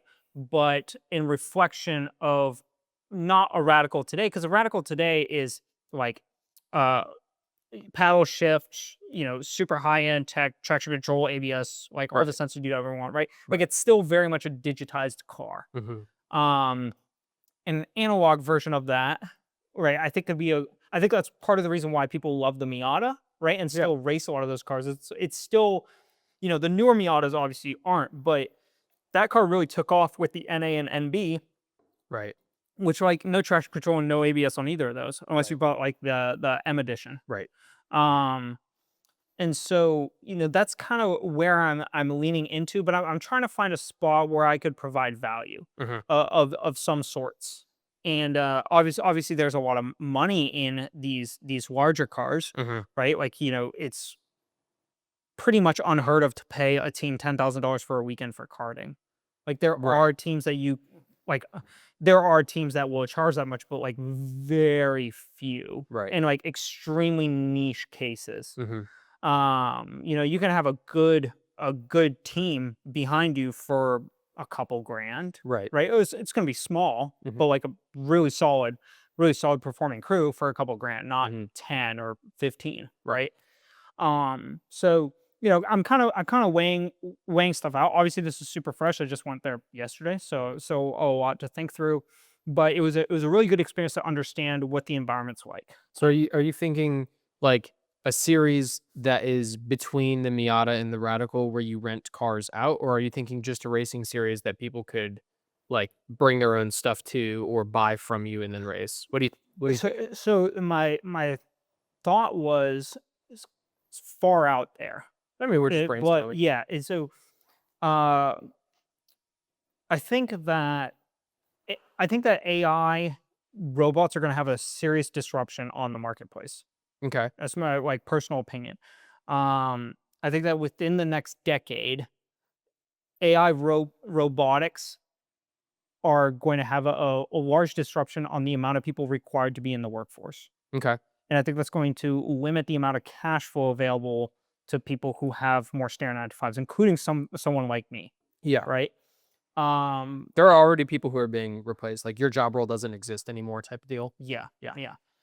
And so uh, at the same time, I think that stuff like AI robots, like Elon Musk is building Optimus, which he's looking at releasing within the next 3 to 5 years. That's an autonomous robot that essentially is like the next big thing, right? He did the autonomous cars with Tesla, and that continues to improve. But now Optimus is the autonomous robot Yeah. that is essentially an I've seen AI-powered those. robot that will be able to learn through doing, Right. right? So it's essentially a human being that never forgets and always improves, right? Which is Yeah. why it's called Optimus, right? You could just call me by my name. But looking at something like that, I'm like, I thought Optimus Prime at first, but yeah, I guess maybe he'll paint it blue and red. That'd be cool. yeah. But This is looking at scary. looking at stuff like that, I'm like, I think that within somewhere between 8 to 10 years, that technology will be quite good to the Yeah. point where you could have an Optimus with you in the garage and they would be able to do auto mechanics. They would be Yeah. able to perform work to a certain level of competency. You give him instead of a left hand, he's got like an impact gun. Yeah, exactly, right. Yeah. And so I think that even if that's not the case, even today, the power of AI does exist in order to improve stuff like CAD drawings, ANSYS analysis, development, engineering development, right? Yeah. So there are a lot of tools out there, even today, if you don't look into the future, that do raise the bar for what an individual who wants to build something, create something can do. Right. And so kind of what I'm thinking is, I wonder how tough it would be to learn the skill set and design a car. Mhm. Design just a basic track-oriented vehicle that's a ton of fun, like Mhm. a really analog radical that's Okay. super accessible, that has its own series that it runs in. Okay. And then what I'd like to be able to do is monetize in a unique way to where the barrier to entry is largely your skill set that you can prove. Mhm. And then the monetization comes through in a different manner, either through sponsorships, either through advertising or some way so that the upfront cost for a driver isn't super high, Mhm. but the talent required and the dedication required is really high. Hmm. Right. So I don't have a clear picture on this, but that's what I would like to be able to build in order to make analog, true to form racing more accessible to more people. Mhm. It would basically be like a karting style series, but something more, Mhm. right? Something more than that, in terms of, a car that's capable of something else, right? Of Formula course, 40. Formula 40, right? That's a good name. I like that.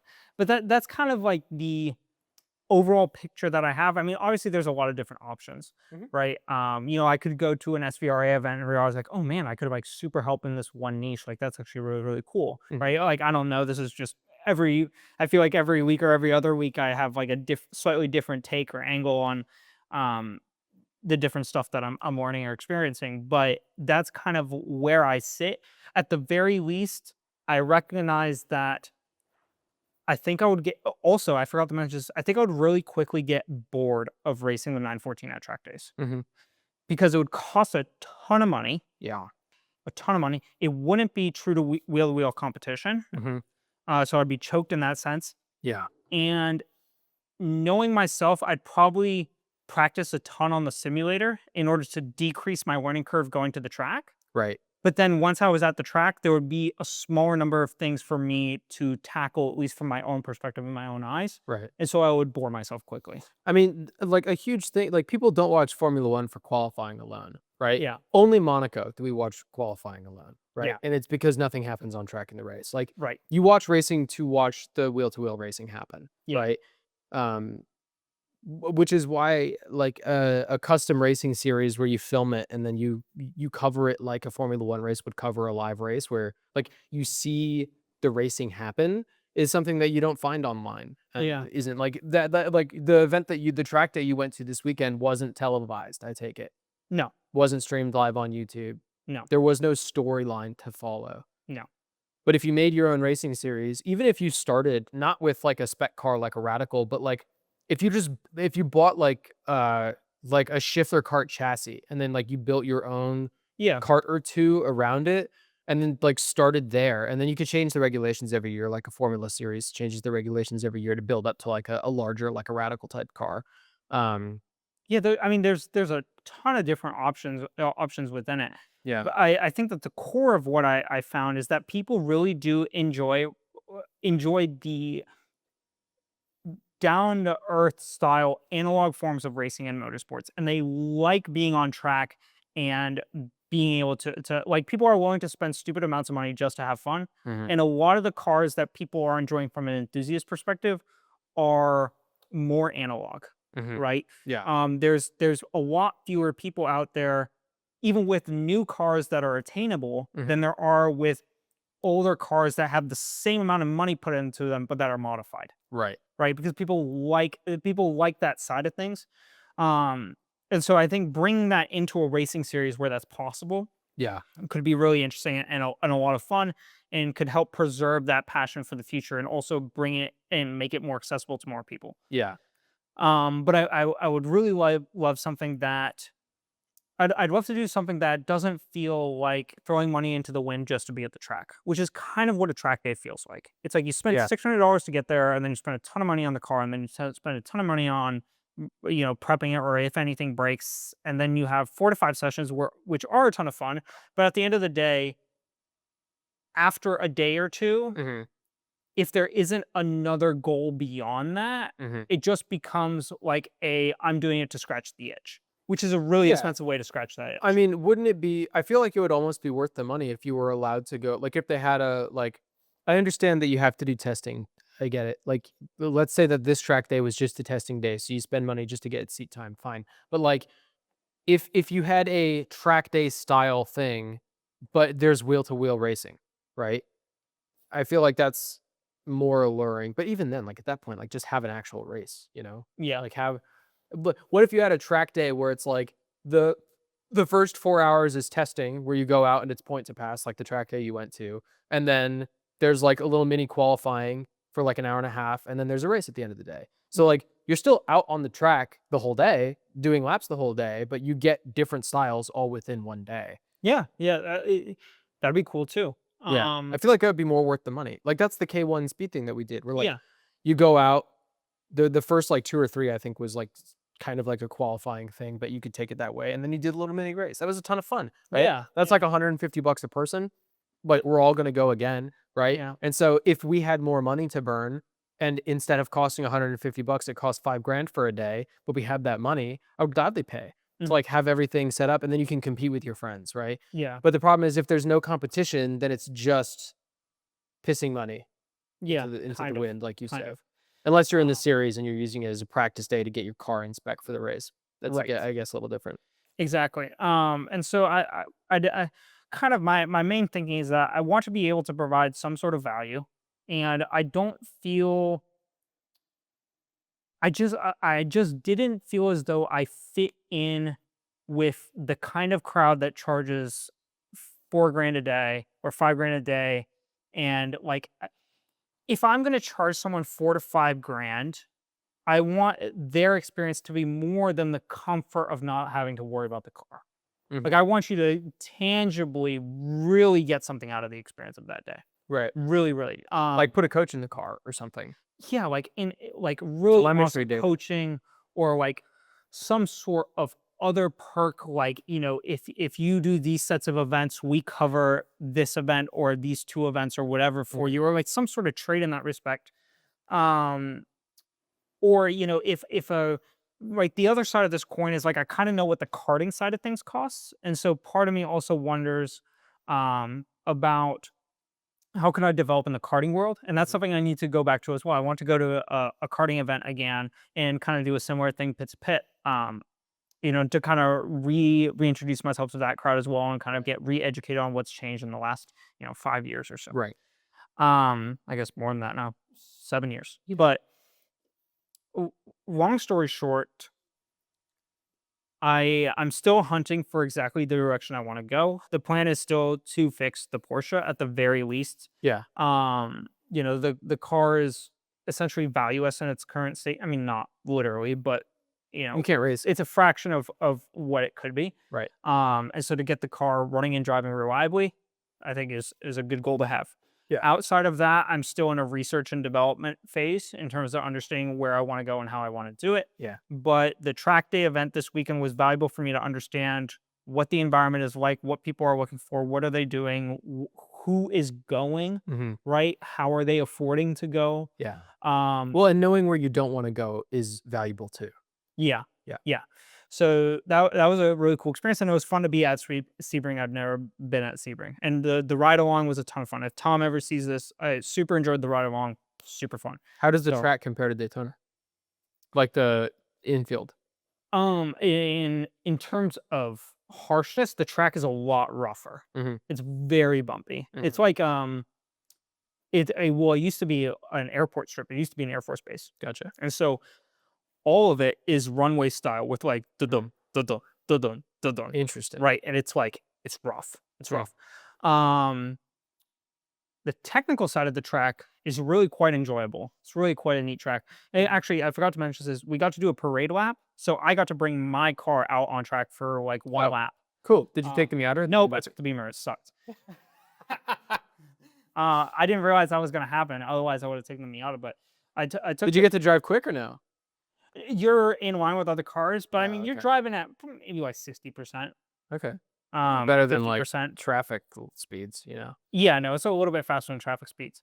But Tom was with me in the car, so he showed me the line while I was going through the course and stuff. I mean, the BMW was so far from enjoyable on there that it was comical. I mean, the body roll was just ridiculous, right? You go over the curbs and it feels like the entire car is like, Yeah. right? Like it's just ridiculous.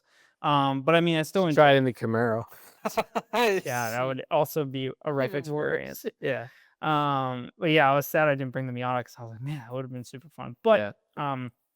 Can you race it in the NA track if period? I had a cage in it, Uh, so if I put a cage in the car, I could. Which like that's kind of why I'm 50-50 on what? on like racing the Miatas, because it would require a cage, and I don't know if I want to do that to that car because I really like the way it is. Yeah, it's true. Which is kind of why the Porsche is like more. Right. Well, I'm going more that. Does it have a cage? Porsche. No, but it doesn't require one. Because it's not a convertible. long It's a target top. Yeah. Okay. That makes sense. Safe. Yeah. But that was kind of a majority of my weekend. Obviously, I'm still thinking a lot of things over, trying to understand where I fit. I want to go to the SVRA event this coming weekend if I can. At least one of probably Saturday would be at least one of the days. It's a long drive out there. It's like The Sebring? yeah, it's like 2 hours and change. Huh. Well, I guess it's not that long, but I woke up at 3:30 in the morning yesterday to get there Jesus. at 6:30, and then I got home at 11 p.m. So I was That's a long day. very tired, That's a long day. very tired, baking out in the sun, right, and then driving for 4 hours. So it's a long day. Yeah. When you go, Well, and you drove to wine country earlier in the week too. So that's a lot of did driving. a lot of driving this week. And you went down to Miami last week. You've been doing a lot of driving. Shit, I did, yeah. Yeah. Yeah. But I mean, the BMW's been doing good, knock on wood. I took the BMW down to Jupiter or Palm Beach. for wine country. the wine country. Yeah. Yeah, I took it from work. So I left work and then drove shot straight down. It's a long drive. Yeah. Yeah, it was At like least it's working well. 40 minutes into the drive, and I was like, there's Satellite Beach. Yeah. Like, I'm damn. 40 minutes into my 3.5-hour drive. Yeah, it was long. It's a long drive. But that was my business update for this week. Just trying to figure out where I fit into all of it. One thing that I'm going to be doing this week that I'll mention is I'm going to be reading more. So I want to You can read? I can. Okay. Contrary to popular belief, I learned. But I want to read some of the engineering books that I have on my shelf. Specifically, I want to finish How to Build a Car by Adrian Newey. And I want to back up on the High Performance Academy courses. Some of them I haven't completed, so I want to start picking up on some of those. If I can, just that's kind of more of a side thing. I'd like to get more into the books and reading a little bit, just like before bed for half an hour or something like that a day. And then additionally, I'm going to need to be picking up a engine stand for the motor that I'm going to be pulling out of the Porsche and working on actually getting that engine pulled. It drops out the bottom so you can use the trans jack. Correct. Yeah, and there's an adapter I gotta buy to like really set it correctly. Do you need an engine crane to get it up onto the stand? Yeah. So I'll need a hoist and a Gotcha. engine stand. Yeah. Bummer. So You can rent those though from Harbor Freight. I can't, or I was gonna ask Alex too. I haven't asked him There you yet go. Yeah. because every time I've thought about it, it's been like 9:30 at night, and I'm like, I don't want to bug him about this bullshit at night. Yeah. So I've gotten over that fear. I used to be like, oh man, I shouldn't email them right now. And then I think about it and I'm like, no, fuck you. If you don't want a notification at whatever time, turn your phone on Do Not Disturb. So then I send the message. I've just gotten over it. yeah, You can reply when you want to. If you don't want to see messages, then put me on Do Not Disturb. yeah, fair enough. But that's some of what I'm going to be working on this week, as well as reading a little bit. And my goal in the near future is to go to more race events as well to get a better understanding of where I fit in and what I'd like to do with my time and where I feel as though I really gravitate towards. Cool. So that's kind of my plan as of now. But what do you have for your business update this week? So my business update this week is a little more scattered than I think I was intending it to be. I kind of didn't really have a super clear direction at the end of last week. So I'll update you on my clients first. A lot of them are like holding station. So the sellers that we're with last week, we got through the inspection period tentatively. We weren't really sure if it ended on the Saturday or the Tuesday because of President's Day, whatever. Doesn't matter. We're out of the inspection period now. We're good to go. So we updated the status in the MLS as pending, and we are set to close on Wednesday. So fingers crossed that all goes well. The sellers live in a different city, so they have to drive out here for it. They're taking a day off of work. So their intent is to go get the last stuff that they have from their house and then go to closing and close. I'm really hoping that happens. I know that their schedules can be kind of tough to work with sometimes for them, like with the jobs that they have. So I hope they don't get called into work last second or anything like that, because extending might be difficult. So fingers crossed it goes smoothly, but so far so good. My out-of-state buyer who's moving here on military orders is still waiting for his PSC. The renter buyer that I wasn't sure about circled back and talked to me again. And I decided that we're not going to work together, so I cut that off. No more updates for him. Cool. Buyer number 3, we put in touch with their lender, and we're still waiting to hear back on what they're going to do. Buyer lead number 1, I sent them research, and I haven't heard back from them, so I'm still waiting to hear back. But I know that they're communicating with builders because they want to use a VA loan to buy a plot of land and then build on it, so I'm letting them do their thing. Buyer lead number 2, the local business owner asked to wait a week or two, so we're in that waiting period right now. Buyer lead number 3 is a friend of my first client. He wants a VA loan. We have not met yet. Buyer lead number 5, we looked at a tiny home last week. And he's putting together with his lender and his bank what type of creative financing he wants to do, because he has to. He's either going to buy a new house contingent to the sale of his current house, or he's going to sell it and then live in like a camper until he can buy a new one. My rental lead, I sent them a bunch of apartment options and I'm waiting to hear back on their preference, but he just asked me yesterday, how do we schedule tours for next weekend? So I expect I'll be taking him on tours next weekend. Um, and then my newest lead is another rental lead. He's the guy who cuts my hair.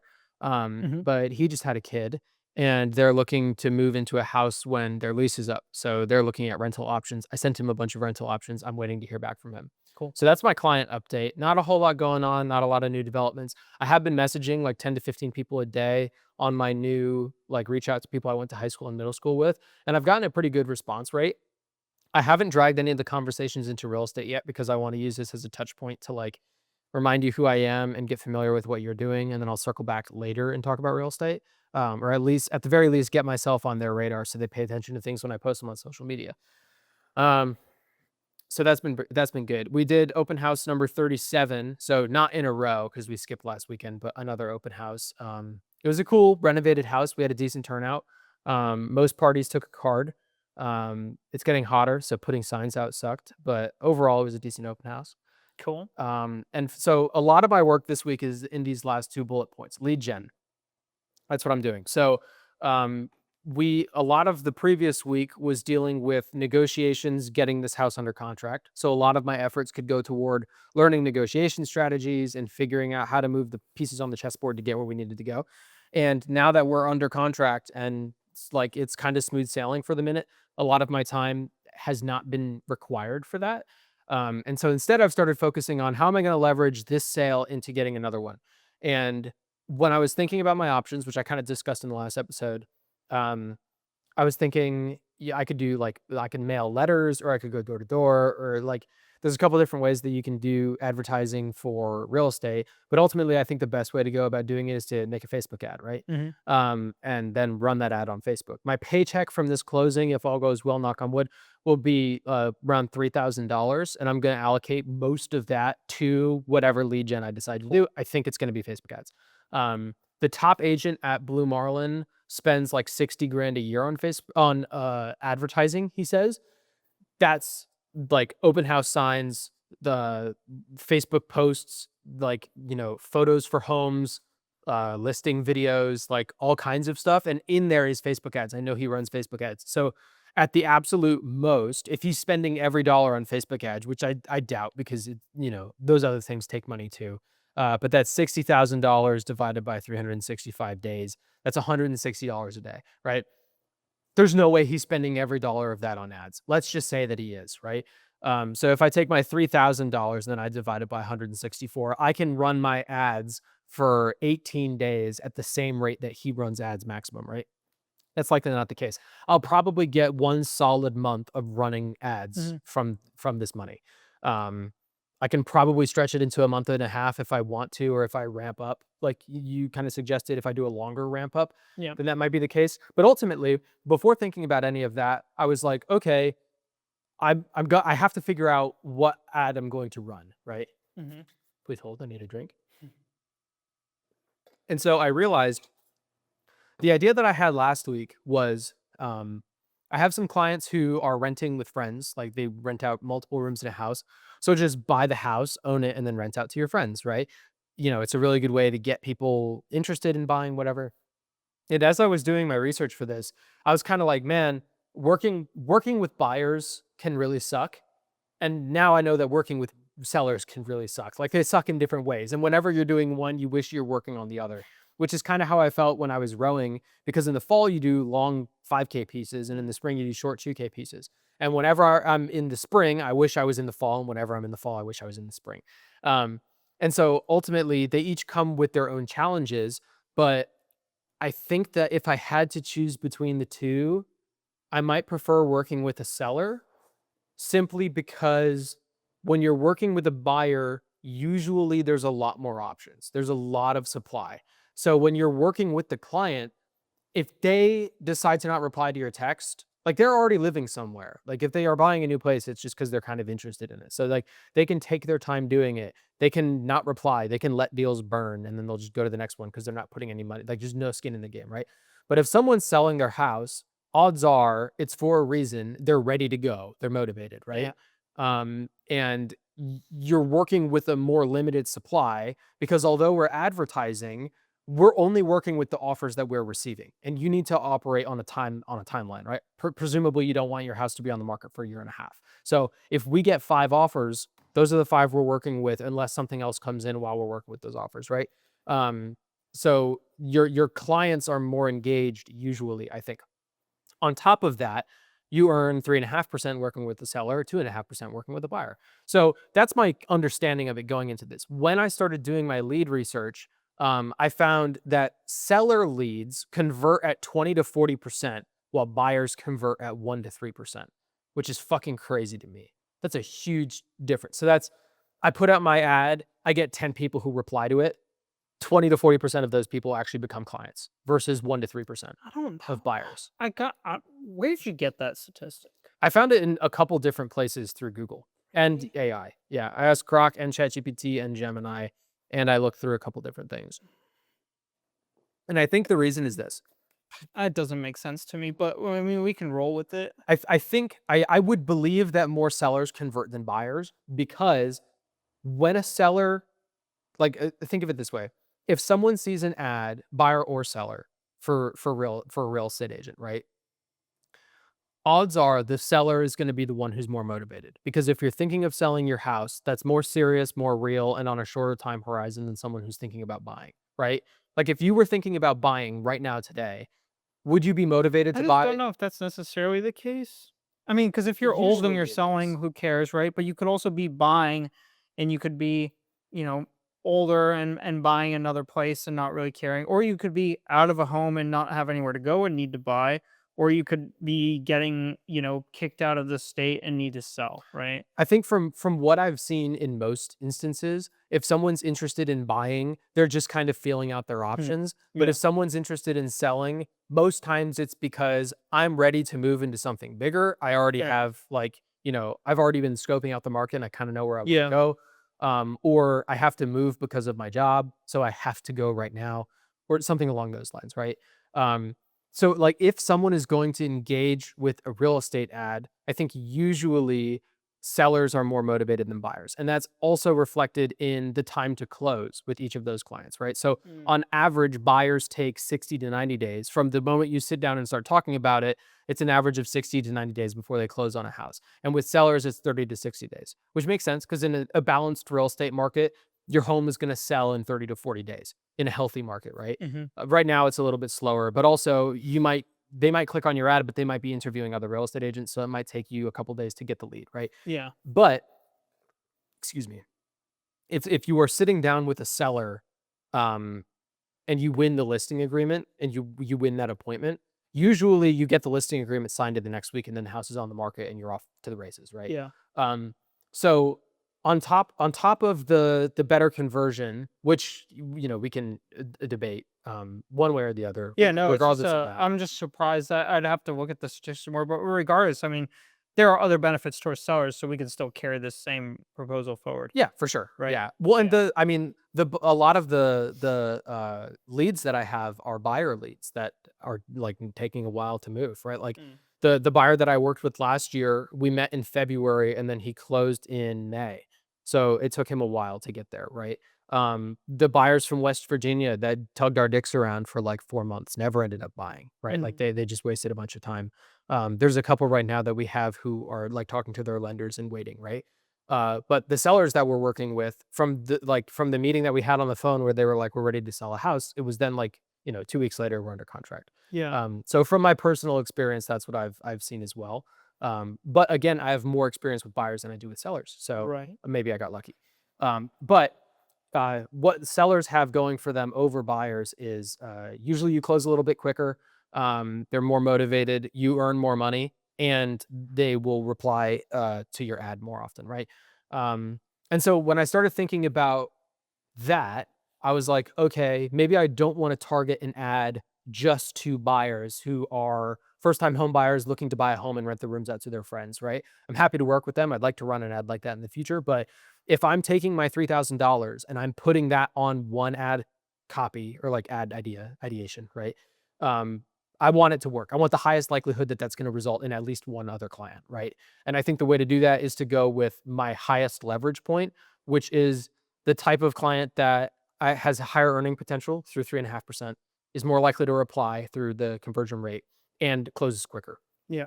And so I decided, okay, I'm going to switch my tactics for this ad and I'm going to direct an ad towards sellers, right? And so I decided to do that. And my first step in doing that is the guy from Delivered, the car negotiation company that I applied to, has a fucking incredible ad read. So what I did, I'll pull it over here so you can see, is I put his videos on in the background while I was doing tax stuff. And then every time, here's where it starts. Every time he did his little ad read, I brought it up and I typed out the transcript. Okay. And so what I'm going to do is I'm going to take like 20 to 30 of these because they're very close to identical every single time. I'm going to take as many of them as I can. I'll drop them in a spreadsheet or AI, and then I'm going to make like an aggregate of what value does this sentence have? What value does this sentence have? How does it break down the value equation, right? But here's an example of one. I mean, I know it by heart now. Here we go. Let me take another drink. I don't know how you do this without water. I got like I've got 4 5 coffees. things here. Yeah, my mouth gets dry.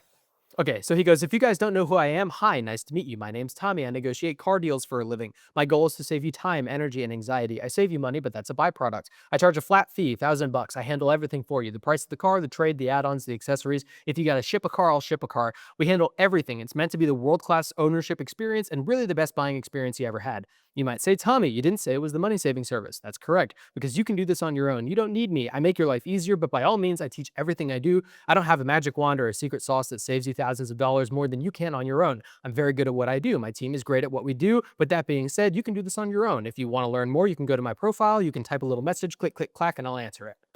That's his basic thing, right? Yep. I didn't even have to read it because I know it by heart now. But that little thing, most of these are pretty similar. Every once in a while, he like changes it a little bit because he does it off rip, but I can tell he knows the script. He's done it thousands of times, Yep. right? It's really polished and really well put together. And it's one of the reasons that I felt attracted to this business enough to apply for it, is because that he just takes the value. I don't even know if he follows Hormozy. He just takes the value equation and then writes it in a sentence, and then that's what it is, right? It's beautiful. And I'd really like to have something similar to that, either in social media videos that I put online or in the ad that I do. Yeah. And I'm not sure which yet. And so I started experimenting with ad copies and writing scripts out. Okay. You suggested having a bunch of different hooks, 1 or 2 different bodies, and then a CTA. Yep. And I haven't written a bunch of options yet. I started brainstorming a little bit. And as I was brainstorming, I was hitting writer's block. And I was like, okay, how do I overcome this? And the answer is to get the leads book. So, I forgot my mic works when I'm over here. So we did the Hormozy book launch and we got the Money Models book for free. Yep. Right? Well, not for free. We paid for it, I guess. But we got the Money Models book in a hard copy and an audiobook. Yep. We also got the Lost Chapters PDF. Correct. And so I realized what would really help me in writing these ads. If I'm hitting writer's block, it must be because I don't really understand what message I'm trying to convey. And so I need to go back to basics and read the leads book. So I've listened to about half of the leads book before on audiobook, but I have never seen a PDF of it. I still can't find a PDF of it. And so I decided to just buy it. And I didn't own the hard copy of the offers book either. So I bought the hard copies of both books. Okay. And then when I went to find the audiobooks on Spotify, because I've listened to the offers book on Spotify before, right? I can't find it. And so I go to Hormozy's website and I see there's like a get your free audiobook. So I hit the button and they email me a link to the audiobook, right? But the link to the offers audiobook takes me to the Spotify playlist for the leads audiobook. And so one of the comments on the leads audiobook is, what the hell? This is supposed to be offers, it's leads. And someone else replied and they said, it's still there in his Spotify, it's just not in this playlist. Yeah. So the link takes you to the wrong playlist. So for a second I got worried because I was like, oh my God, the audiobook is gone. And like, I have the flavor of autism where like I really, really enjoy when I hear the author read what they wrote, right? Hormozy also throws in bonus sentences every once in a while, so it's nice to have that. And so I panicked and I thought it was gone. So what I did was I downloaded the audiobooks for all of them. So now I have an audio version for everything. I have the hard copies of everything but the lost chapters because he doesn't offer one. I have a PDF for offers and a PDF for leads, and I do not. So all I'm missing is a PDF for leads and money models. But anyways, I took an evening and I just like made sure that I had everything there ready to go. And then I started reading the leads book. And so that's about as far as I got into this process when something hit my brain on Friday, which is what I'm about to pitch to you. But that's the big update that I have. So moving forward next week, apart from this next thing that I'm going to throw at you, my goal is to read some more of the leads book and then start getting ad ideas written out. And then I'll probably ask to steal a little bit of your time so that you, Grace, and I can sit in a conference room at FIT and go over the shit that I have and then like throw rocks at it until it's good. I would say my biggest suggestion, if I were to say anything, the structure of a lot of hooks, a couple bodies, and a CTA, I think is good. Mhm. I would either take that as like 12 hooks, 2 bodies, 1 CTA for one ideation, and 12 hooks, 2 bodies, 1 CTA for another style of ideation. Or if you really want to hone in on a broader ideation, doing 25, as many as you want, 25 plus hooks, Mhm. 2 to 3 bodies, Yeah. and then 1 and 2 CTAs, Mhm. you know, with like 25 to 1 being The spread. the lowest I would do Right. for a test. And then we could, you know, structuring in the campaign is, you know, it's valuable, it's not essential. Like if you got your basics down, like you're fine, you don't need Right. to sweat too much about it. Right. But a lot of hooks for sure. Mhm. Because a vast majority of the people who watch your ad will not get past the first 3 seconds. Vast majority. Right. And so you can ideate the bodies all you want, doesn't make a difference because no one knows it exists. Right. The other thing too is that the lens at which you or I look through an ad is different than the lens that a buyer may look at or a seller may look at an ad. Yeah. Not just because we are not sellers, but because they are of a different age and have different values and Mhm. different beliefs than you or I do, and therefore the way that something that compels them may not compel you or I, and vice versa. Right. And so that's where the research comes in a lot into advertising, understanding your customer and what they experience, Mhm. not just from like a life perspective Mhm. and a day-to-day perspective, but also what kind of values and beliefs do they have. Mhm. Because you don't want to, you know, in a 30-second ad, it's going to be really challenging to contradict their beliefs entirely, you know, Yeah. try to get them through this, to run them all the way around the circle and then get them to Right. the point of your ad, right? So Right. you want to lay some groundwork that they believe already to be true Right. in a unique way that captivates a segment of the audience that you want to capture, and then give them your body pitch and your call to action. Right. Creating your first avatar is in the Lost Chapters book. Yeah. I also have stuff that can help with avatar Mhm. creation or identification. Personally, I've read the creating your first avatar in Lost Chapters. I think it's good. I Mhm. think you know, Alex Mosey's stuff is always good. Um, Personally, I find the emphasis on demographic, gender, and age to be overbearing in the Lost Chapters book. Mhm. And I think that the other more subtle parts of the Lost Chapters book, in terms of values, beliefs, and mental frameworks of how people operate through life in terms of an avatar base, are a little bit lost in the Lost Chapters section. Gotcha. And so I have more material on that Mhm. that kind of dives into that section a little bit more deeply. And I think that's really useful for crafting an avatar because it gets you away from the 35 or like 55-year-old white male, Right. right? Because there could very well be any age. Like there's a lot of different things that the trick with advertising is finding something that's narrow enough to where it feels like you're talking to one, Mhm. but that many people have experienced.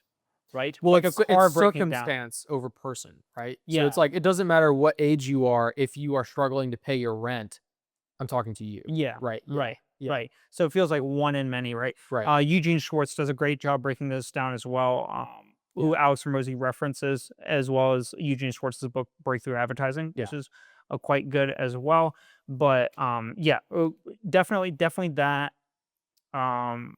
bulk advertising and bulk testing is going to be the way to go. Yeah. And then allowing Facebook to allocate as it will Right. for a majority of that, I think is going to be valuable.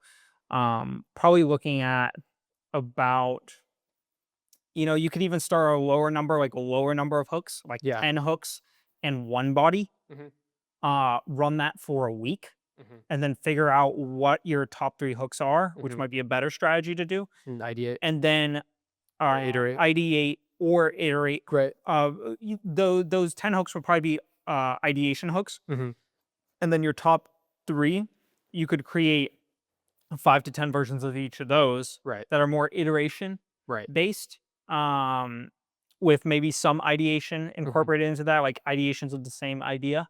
Right. In that box. And then running that again. So kind of doing more of a staggered run. Because something that can be tricky is, even if Facebook knows what is or will perform the best based off of its own allocation, for you to get data back to understand what's good and bad is very challenging if something doesn't get good spend. Or if something doesn't even get allocation, it can be very challenging to work through that. And so the kind of that more staggered approach is something we can lay out. The structure and plan and framework is easy. Understanding what ads to make and how to make them for your audience is obviously much harder. That's the hard part of advertising. So, but can work through that and whatnot. So, well, and that's why I want you in the room when we do the Florida Tech thing to throw stones at it, because you've got a lot of knowledge that I can't read as much as you've learned in the last year in a week. But whatever you send me, I will read. And you can pump it into AI too. Yeah, like that's super good. If I will say one thing, I've played around with this a lot, especially now that you're getting into advertising. I strongly encourage a Claude AI subscription for 20 a month, like very strongly. The level of difference between what you will get back from Claude versus ChatGPT is night and day. ChatGPT has fucked me like 10 times in the last week. It's just giving me false shit. So I'm happy to switch. I was very strongly encouraged. It's the same price. Much better. The projects are much better. You put them into a knowledge base and it's a much cleaner. The answers you get out of it from your prompts are way better. And is much better for script writing and writing in general. It just flows a lot better, and it really understands. If you give it enough information to pull from, it does a really good job pulling that from that information.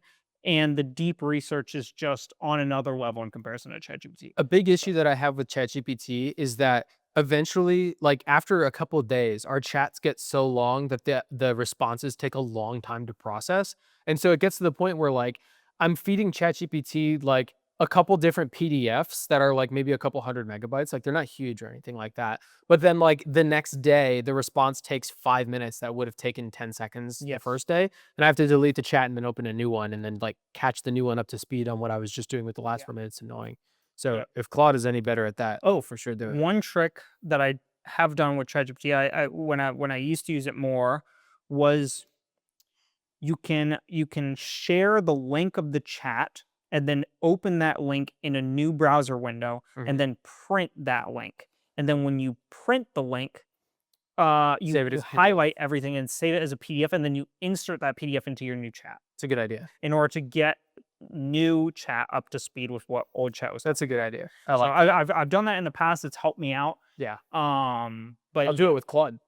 Claude's good too. Because ChatGPT, it doesn't matter what prompt or evidence or anything you can give. ChatGPT will tell you that there is tax on tips, no matter what. And so I've been asking it. I had to help me do my taxes this year to make sure that I filled everything out correctly. And when I got to Grace's, I was like, hey, how do I file the tips as no tax? And it was like, taxes due on all tips. And I was like, no, a new law was passed in 2025. So like all tips in 2025 are tax deductible. And it was like false. This is a if you go anywhere else, it tells you that there's no tax on tips. Like ChatGPT just is belligerent about it, no matter what links I send it or anything. So like I went to Grok and Grok immediately was like, oh, it's 1040 AE or whatever. So yeah, I'm happy to switch to Claude. Yeah. Quad's super good. But yeah, we can definitely work through that. I'd really like to spend like $2,800 from this paycheck on ads to get another client. And then if that client's closing gets be like $5,000, then allocating like 4,500 of that to the next batch of ads. And then just just compounding until I'm running enough ads that it's like, the biggest constraint with me right now is leads. Yeah. And the way to alleviate that is ads. And I haven't had the money to do it. So I'm hoping that I don't just light $3,000 on fire for nothing. But if I do, I'm going to learn while I do it. So Yeah, I would say that I think the approach is going to be several different hooks mixed with different bodies that target different sub niches within one niche. Yeah. With very targeted advertising in order to give Facebook an exact pinpoint to shoot. Right. And the benefit of that as well will be that the better we can shoot at one individual point, the better Facebook will be able to understand how to target it, but also the lower your ad costs will be, because the more narrower the market share that you're competing for is, right? If you put out an advertisement that says, I'm a real estate agent and I want to help you, you're competing with literally everyone who's a real estate agent. So your ad costs go through the roof because everyone is running a broad strokes ad like that. Yeah. If you compete to Martha in Rockledge, who lives on, I don't know, Suntree Ave, right? That's a very, very narrowed down market, and you can run it locally, and so your ad costs can drop, and you can really target it on one person. And additionally, the narrower your ad feels to the person watching, the lower the production quality has to be in order to captivate their attention, right? That's great, because I don't have a ton of money to produce this ad. I've got one gimbal and a camera phone. Exactly. But for example, if I put up and actually I could show you this after the podcast, but if you go to school.com, and I've done this because I was curious of what ads Hermosi was running. This was a little while ago. And I actually saw someone doing a review video of it like 3 months after I noticed it. And I was like, yeah, you got the point now. But, what School was doing was putting out ads that were literally black and white. It was a black background with white text on it. And it said, if you know how to fix European cars, we want you on School. Literally, just bold text. And that was it. And then I went to their school, and they had ones for skateboarders, for surfers, for people who know how to cook, for people who know how to do clay pottery. Have you seen his new ads? Hermosi's new ads? He goes, are you a roofing contractor earning X to X money a year? Yeah, exactly. Super specific. But if you go to Facebook Ads Library, he's got 100 of those. Yeah. The hook is different. Right. But the main body is exactly the same. Right. And so the thing about narrowing down your avatar like that is you could drop your ad costs, but then also the production quality of your ad doesn't have to be as good in order to captivate someone's attention. Because if I put up an ad that said, if you live in the Melbourne area and own a 1995 Camaro, we want to show you whatever. It doesn't even matter. You're going to read it. Right. Right. And so the same thing can happen with advertising. So I think that's going to be the approach with this. Yeah. Well, and I think also comparing sellers to buyers, like I think that there's so much more you can do to play with hooks with sellers than in comparison with buyers, because ultimately, like in the ad, you want to excite the person watching it to the point that they want more information and they want to reach out, right? And if you think about buyers, my pitch to you, Sander, as a buyer is, hey man, instead of burning $1,500 a month on rent, you can own a house and rent out a room and you can make $300 a month, right? So it's like, hey Sander, right now you're in a worse place than you can be in the future. All you have to do is go through the journey with me. And you don't know how long it is. You don't know how much it's going to take. There's risk. You don't know a lot, right?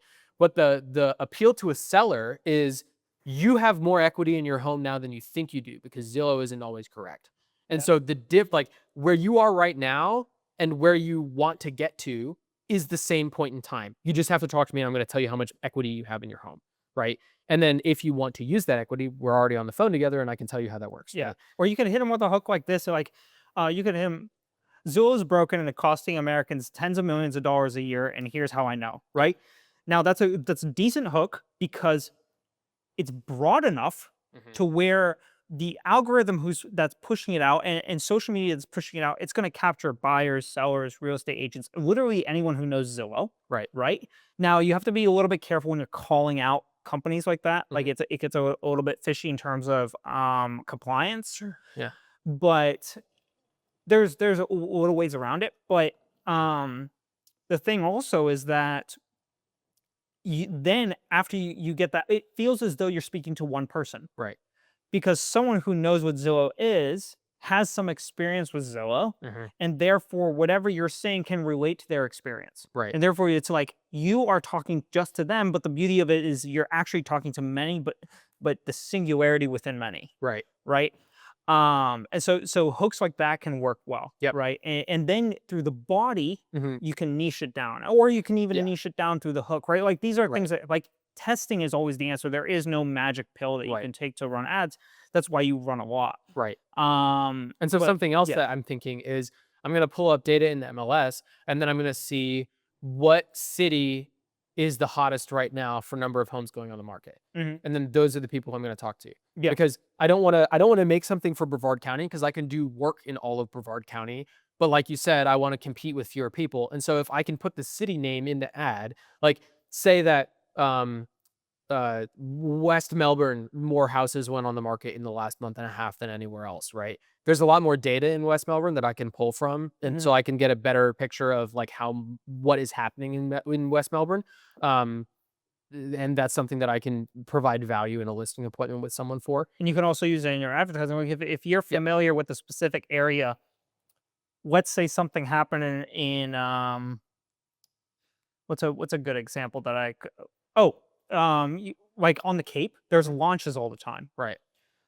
So you can utilize the different style of living associated with the launches, like windows rumbling, or getting woken up at 2:30 in the morning. Right. Like these sort of things that's like people love, but maybe a lot of people love, but maybe some of your audience gets irritated by. Right. And so you can swing that in your advertisements as well. Of like, if you're getting sick of woken up at 2:30 in the morning by a launch because you live on the Cape, let me introduce you to another option that's beachside that has the pros but not the cons. Yeah. Right. Satellite beach, you get a great view of the rockets, you get the ocean, but your windows don't shake off the walls. Perfect. Yeah. Exactly. So now you're talking to a specific person who has that one. So you could really niche down with that. And then if you create 25 like that or 50 like that are really niche down to a niche avatar and a singular avatar. Right. I think those ads can do really, really well, especially especially when put into a local market. Right. Right. You could also target the ad you've lived in the same area for like a couple decades. It's time to shake things up, right? And then Facebook will be able to tell if someone's lived in the same area for a certain period of time or not, because you change your address when you move in Facebook, and they can track your location, so they'll know how long you've lived in a certain area. And so then it could send that ad to people who have lived in their house for 30 years, and it's more likely that they have more equity built up than someone who moved here 2 years ago. Yeah. So a lot of options in here. I think it'll be fun. Yeah, I think it's gonna be a lot good of fun. digest session of advertising. So yeah, that'll be really good. And I'll review what I've sent you thus far and see if there's stuff that I'm missing or new stuff or whatever since that point. I think I'm better at coming up with new ideas when I'm talking with people about it in like a conversation like this. Or at like a conference room in Florida Tech, than just sitting on my own at my laptop. I'm more creative when I can like bounce ideas off people. But I'll still come up with a framework to work off of and some ideas that we can work with before we all meet up. And I'll work through it with Grace too. But I mean, I got as much out of this conversation as I did out of reading the books this week. Yeah, and I'll send you some stuff too. I would get Claude AI this week. Yeah. And I'll send you some stuff to put into a knowledge-based project. Then in Claude. And that way, when we're actually working through this advertising process, we can have Claude there already prepped with the knowledge base. Yeah. And have that as a resource that we can utilize as well. Yeah. So I think that'll be helpful. Yeah.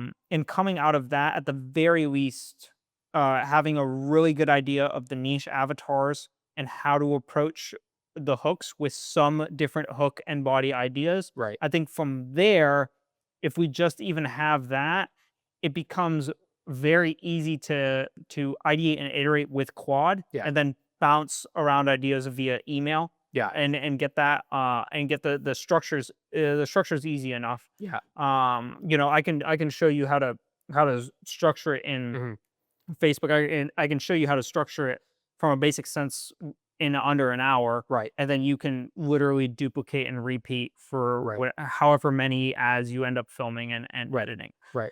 So that stuff's all easy, but yeah, that'll be fun. That'll Yeah. be good. Yeah. I'm looking forward to it. Yeah. So that's most of my business update for this week. Very cool. While I was reading the Leads book, I had an idea hit me because as I'm reading the Leads book, I decided when I listened to the Leads book last a while ago, after my first closing, I wanted to put money into ads, and I did put money into ads, but I did it wrong. I think the error that I made last time is from my first closing, I sent out postcards and then I ran a couple static Facebook ads. I really low spend per day, like $5 a day. And it just wasn't enough to get the wheels off the ground. It got me familiar with Facebook CRM and the way that Facebook ads work, but it just was not enough to actually make anything happen.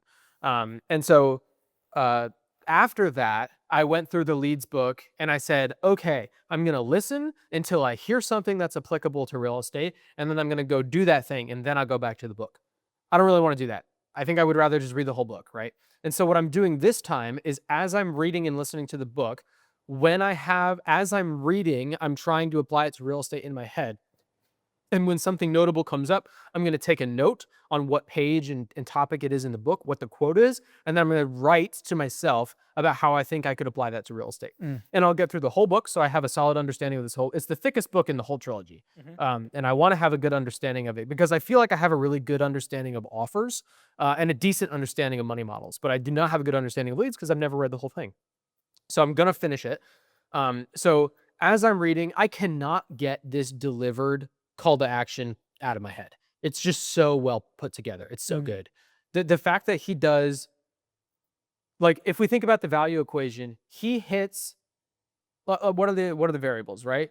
There's perceived likelihood of achievement, dream outcome, effort and sacrifice, and time zone, right? He obliterates effort and sacrifice in the first like 10 words, right?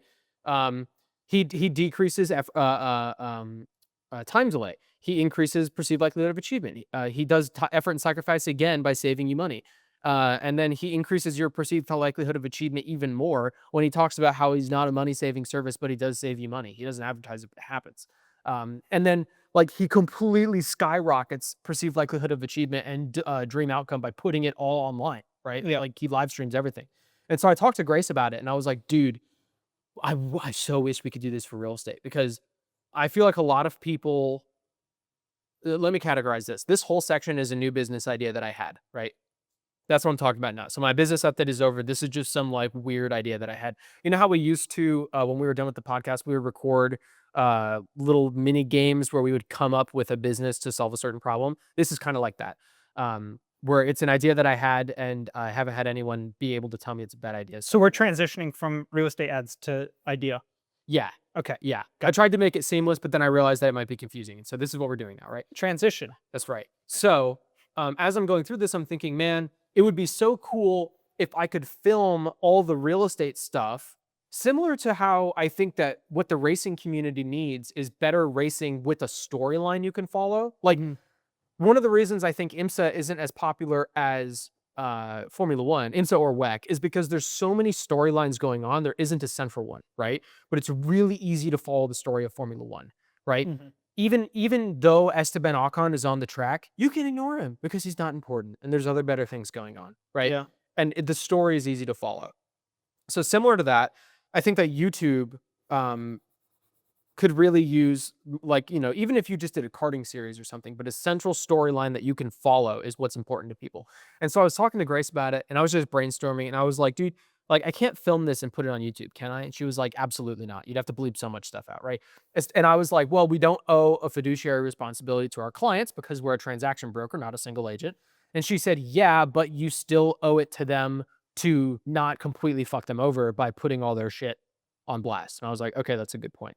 And so then I was thinking about it and I was mulling it over and I was like, man, like what's something that I can do to bring value to my clients in the same way that Tommy from Delivered does? And what's a way that I can take credit for it? So one of the ideas I had was, as I go through, like, could I sit down and do a TikTok video similar to Tommy's YouTube videos where I tell the story of a client's situation from start to finish, kind of like how I've been doing it on the podcast in segments, but all at once after it's over. And then I could put that on TikTok so that I could show you how it happens from start to finish. And then a client's perceived likelihood of achievement goes up the same way Tommy from Delivered did, right? I can use a similar catchphrase to I save you time, energy, and anxiety, because that's exactly what a real estate agent does, right? I can save you money too, but I don't advertise myself as a money saving service. I mean, that's the case, right? For example, our previous clients, the buyers wanted a $20,000 price to reduction, right? And then we negotiated them out of that. That's my commission right there, right? Our first offers were in the mid 250s, and then we got them up to 280. Same deal, right? So like we're negotiating our commission, right? So we at least pay ourselves, and then you probably earn a little bit more. We negotiated the closing costs down and the buyer agent commission down. That's not easy either. So as I'm mulling all of this over, I'm trying to think in real estate, how can I reduce time, energy, and anxiety doing all this? And as I was thinking about it, I was sweating from still putting the open house signs out. And then I thought to myself, I was like, dude, I fucking hate putting open house signs out. I really wish that I could just pay someone to do it for me, but no one does it. No one does it. Tons of real estate agents have open houses every weekend. You can't pay anybody to put your signs out. And then I thought about it some more and I was You like, could just hire someone. who? Like, You go on hire a Fiverr? buddy for, you have Fiverr or whatever. Yeah. Like $20. Sure. Yeah. But it's something, I've done 36 open houses in a row, skipped a week and I did 37. I've done 37 open houses in the last year. And I'd never had this thought before, but I've always hated putting signs out, right? Mhm. And I should have the least to like, I should be the last person to complain about it because I'm young and I'm male, meaning that I have energy to go put signs out and I don't have makeup on or a dress or heels or anything, right? Right. But there are women real estate agents who are older and put a lot of effort into their hair and makeup when they wake up in the morning, and they don't want to go sweat in heels putting open house signs out before their open house. Yeah. It's terrible, right? But they do it. Grace did it before I started in real estate. She's younger, so she doesn't have the same energy concerns, but still, I mean, like, it can take like 30 minutes to put like 20 signs out, right? Oh, yeah. And so as I was thinking about this, I was like, man, I can't believe nobody does this, right? Surely there's someone and I just don't know about it. And so I looked into it. There's a lot of companies that will print you custom signs, and there's companies that will put the for sale sign out, like the big wooden post in someone's front yard. I can't find anybody that does open house signs. There's one company in Phoenix, Arizona that will do it. But my first thought was, so I personally put out about 20 to 30 signs, right?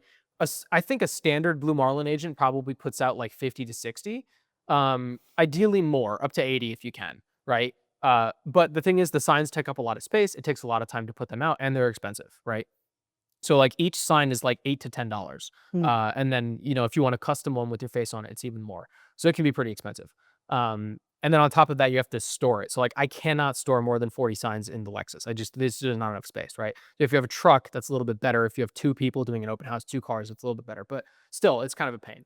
And so my first thought was, I bet a top real estate agent doing an open house for $1 million property, which they do every weekend, would pay $100 for 100 signs to be put out for them. I show up with the signs. I set them all up at like 5 a.m., way before your open house. And then I just put a sign in the front yard that says open house from 11 a.m. to 2 p.m. Mhm. I bet they would pay $100 for that. And then if you think about it, actually putting the signs out doesn't take a ton of work, because I put 20 signs out. Usually it takes 20 to 30 minutes, right? I'm going the same distance that I would with more signs. I'm just putting fewer signs out than I would for a client because I don't own enough signs. Mhm. But like I go to every corner, and then sometimes I put one on a straight, and then I go out to the nearest main road. But if I had 100 signs, I would stop at the same places where I put a sign now, but I would put 2 or 3 there, right? And so if I could put out 100 signs in a half an hour, but charge $100 for it, that's a really great business proposition. And so then I started thinking about it, and I told Grace, I was like, wouldn't this be great? And she was like, yeah, I can't believe nobody does that. And I was like, yeah, I mean, I would be willing to hire someone next weekend to do it if I'm doing another open house next weekend, just to try it out. There's no one who does it. And so I started thinking about overhead, what type of money you could make and what the expenses would be. So I have this spreadsheet here that I put together. Just because I was like, this is a fun idea. I have business ideas all the time that I send to Grace and then she shuts them down. She reality checks me, but she was not able to reality check me on this one. Actually, she tried to, and I shut it down. Here's the thing. So, let's talk about expenses, right? Logistically, how would this work? Dream with me for a minute, right? So this is just dream with me, okay? So Dream mode. right? The idea is, let me talk about real numbers real quick, right? Because I looked it up because I was like, okay, of all the open houses going on right now, what percent would you reasonably close as customers, right? Oh, like the percentage of people that come to the open house? So of every there's a bunch of open houses happening this weekend, right? Sure. If I reached out to all of them and I said, "Hi, would you like to pay me to put signs out for your open house?" How many of those do you think I could convert into clients? What do you think a decent percent would be? I think a good, like a target percent would be around 30 to 40%. I think if you that would be, I think if you're converting more than that, you're probably underpriced. If you're converting less than that, I would say there's an issue with the pitch. Okay. So let's use 30%. Let's be a little conservative and say that we're not converting a ton, 30%, right? Now, not everyone's going to want to pay $100 for 100 signs. 100 is overkill. I like overkill. That's how I operate. The top agents are going to be willing to spend that because they want that many signs, but not everyone's going to want that, right? So what if we offered 40 signs for $50, right? So of our 30%, what do you think the split would be between the two that does the higher one versus the lower one? I think Probably 4 out of 5 would do the lower one. right. So now we're going with Because usually 20% of your current clients are willing to buy something that is 5x higher in value. yeah. So I would say maybe even 3 out of 5 would take the lower. Maybe more would take the higher. I'm not sure. Let's do your conservative one, and we'll do oops. We're mathing out here. Yep. Doing maths. I'll even round down for you. Okay. So, okay. This numbers are crazy. This is way more numbers than I thought. Let's just say, all right. I'm trying to figure out how I want to tell this story because there's other updates that I've had here too. Okay. Let's run with your numbers, right? 30%, 4 out of 5 go with the cheaper $50 option. 1 out of 5 go with the more expensive $100 option, right? How many open houses in Brevard County happen every weekend? Oh, it's got to be a lot. It's 500. Okay. Yeah. Meaning that we'll have a total of 100. If you close at 30%, that's 142 open houses, which is way more than I had anticipated. Yeah, well, but fuck it. We don't have the capability to do 140. But hear me out. So the capability side of things, I don't have the capability to do one right now. Yeah. Because of the Lexus. I can't fit enough signs in my car. Oh, right. But if this were a business, what would it look like? What would we need to run this business, right? And the answer is you need a vehicle to distribute signs, right? So my first thought is like the van that we rented for an 18-wheeler for 142. My thinking is, so the stack that I have in the Lexus is about this thick. That's 20 signs, right? Okay. If you need 5 of these per 100 signs, right? Or even a stack of like 25, and then you have 2 of them for 50. Or actually, no, because we're doing 40 signs for $50. 2 of these stacks per person, right? You would need a van, kind of like the cargo van you and I rented to get your workbench from the west coast of Florida. And you can build racks on the inside of that van for bundles of signs. And then you just grab a stack of like 10, hop out of the van, you stick them all on the ground, and then you hop back in the van and go to the next spot, put the signs down, right? There's already a software out there called Sign Tracker or something like that, where every time you put a sign down, you hit a button, it saves the GPS location. And then when you go pick up the signs, it automatically, like, you can track where all your signs are in the app, right? So you use that software, you drive around in your van, putting signs everywhere, right? Surely you can't fit 142 people's worth of signs in that van, right? So you either need multiple vans, which doesn't make sense if you don't have multiple employees, or a storage unit to store the signs in, right? My thinking is, if you have the sign that you put in the front yard that says open house from hour to hour, you can put those signs out as early as like midnight, because no one's going to go to an open house in the middle of the night, right?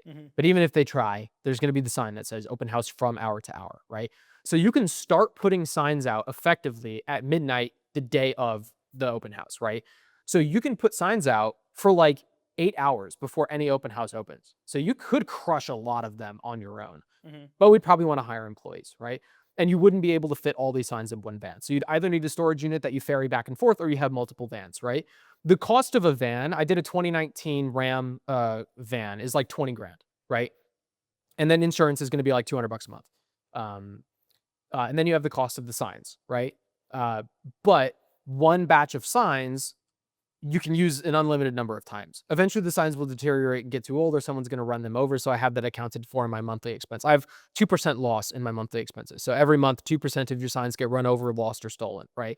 And so you have to pay to maintain that, right? But the monthly expenses really look like the payment on the van, or vans if you own multiple, insurance, gas, maintenance cost on the van, the replacement for the signs, and whatever your storage unit costs. And then employee wages if you have employees, right? But with all of that in mind, if you have 142 open houses that you're working per weekend at these price points, you're making $34,000 a weekend, which is fucking insane. Yeah. Or in revenue. Yeah. In Because revenue. need to, Right. yeah. In gross. With 142 Oh. open houses, you need to hire Hang on, you just reminded me. I have do to that. I have to tell you about something later. Yeah, correct, right? So here's the numbers that I used, right? I went with the more conservative. What if I close like hit 5%? Yeah. Well, I was kind of thinking like warm leads, and Hermosi always says that you should be closing approximately 30 to 40% of your warm leads. Yeah. So I went with 5%, which would be like closer to like 24 people. Okay. So let's just say that for a weekend, we had 2 people doing the $100 thing per day, so 4 total, and then you had 4 per day doing the other one, so 8, right? Yep. So essentially, we have 6 open houses per day that we're putting out an average of like 60 signs per open house, right? That's something that we could do if we owned the van and owned the signs. We could do that without having to pay an employee. Yeah. We still have our monthly expenses, which for no employees totals up to about $1,000, right? But that means that if we're doing these numbers monthly, we make $3,200 gross, which means that we have $2,200 net per week. So on its face, this seems like a pretty simplistic business that at a 5% conversion rate is quite profitable. Like you're making $2,000 a month in profit. Yeah. And that's including the payment on the van. Now, what's not accounted for here is the initial purchase price of all the signs and whatever business loan you get to buy all the signs in the vans and stuff, right? And so as I was talking to Grace about this, I was like, if this has legs, I could actually buy a van and buy a bunch of signs and then just start doing this and see if it works. Because if I'm putting signs out from 4 a.m. to 6 a.m., I can still go do my own open house on Saturday. And I can go pick them up in the evening, right? Who cares? Yeah. Like I can try this. And then if it doesn't work, I'll liquidate and I'll fucking deal with it. Like, if your business fails, it's not the end of the world, right? But like I could at least try it. And she was like, yeah, but I don't think the margins are high enough. And I was like, I think they are. I think if people are actually willing to pay this, and there are enough people, like 500 open houses a weekend, like that's not always the same real estate agent. Like I'm not going to like, an average real estate agent probably doesn't do an open house every single weekend. They might do every other or every third, meaning that every weekend, like, you could even do a subscription model where it's like, I pay you like $300 a month, and then you just come do the signs at the open houses I want to do, because most agents only do like 3 open houses a month, right? And so I thought about it, and I was like, I wonder if there's a way that I could just try it. Like, could I just buy like 40 signs and then like go ask people? I mean, I would have to run ads. And then I thought about it, and I was like, I don't have to run ads. I just drive around and look for open house signs, and then I follow the open house sign to the open house, and I say, hey, your signs look great. Is it hot out today? And then they go, yeah. And I go, do you want me to do it for you next weekend? It's $50. And they go, sure. And then they pay me on the spot. And then I go buy the signs and I do it, right? I had that idea. And then I had a better idea, which is I can look in the MLS and see which houses have open houses coming up. Yeah. So I just fucking ripped a sheet of people that are doing the 475 open houses that are happening this weekend. And then I emailed 70 of them last night. And I said, hey, if I started a business like this, would you be interested? So far, I have a 10% response rate. Of the people who have replied, 28% said no, 28% said maybe with these different criteria I'm about to get into, and 42% said yes. So of the people who said maybe, the reason they said maybe is A, they said 100 signs is a lot. I don't need 100, so have a cheaper option. But B, they said I would want to have my own signs displayed because I already own signs with my face on it. So Yeah. I wouldn't care about standard open house signs. I would want mine. And so then I thought about it and I was like, man, I could charge a subscription fee where I just come get whatever signs you currently own. I store them in a cool, dry place. And then when you have an open house, I just come and put the signs out at that open house. So you don't have to deal with storing the signs. You don't have to keep them in your house or apartment or the trunk of your car. I keep them. And then you don't even have to worry about them for your open house. You just put it in the MLS and then they're there when you show up in the morning, right? That'd be great. And most of the people, the 3 people who said maybe, I shot that back at them and they were like, that's a great idea. And so I was like, okay. And so with everybody who said yes or maybe, I thanked everybody, but everyone who said yes or maybe, I said, if I decide to go forward with this, I'll let you know. Like, I'll keep you updated. And they all said, okay, please do. So like, there's genuine interest in this. And the biggest hurdle that I have come across right now, and even just trying it, is that I don't have a vehicle that I can get the signs out there with, right? So to try, but here's the thing. The signs cost like $8 to $10, like I said. I found a discount thing online where you can get them for $6 a sign.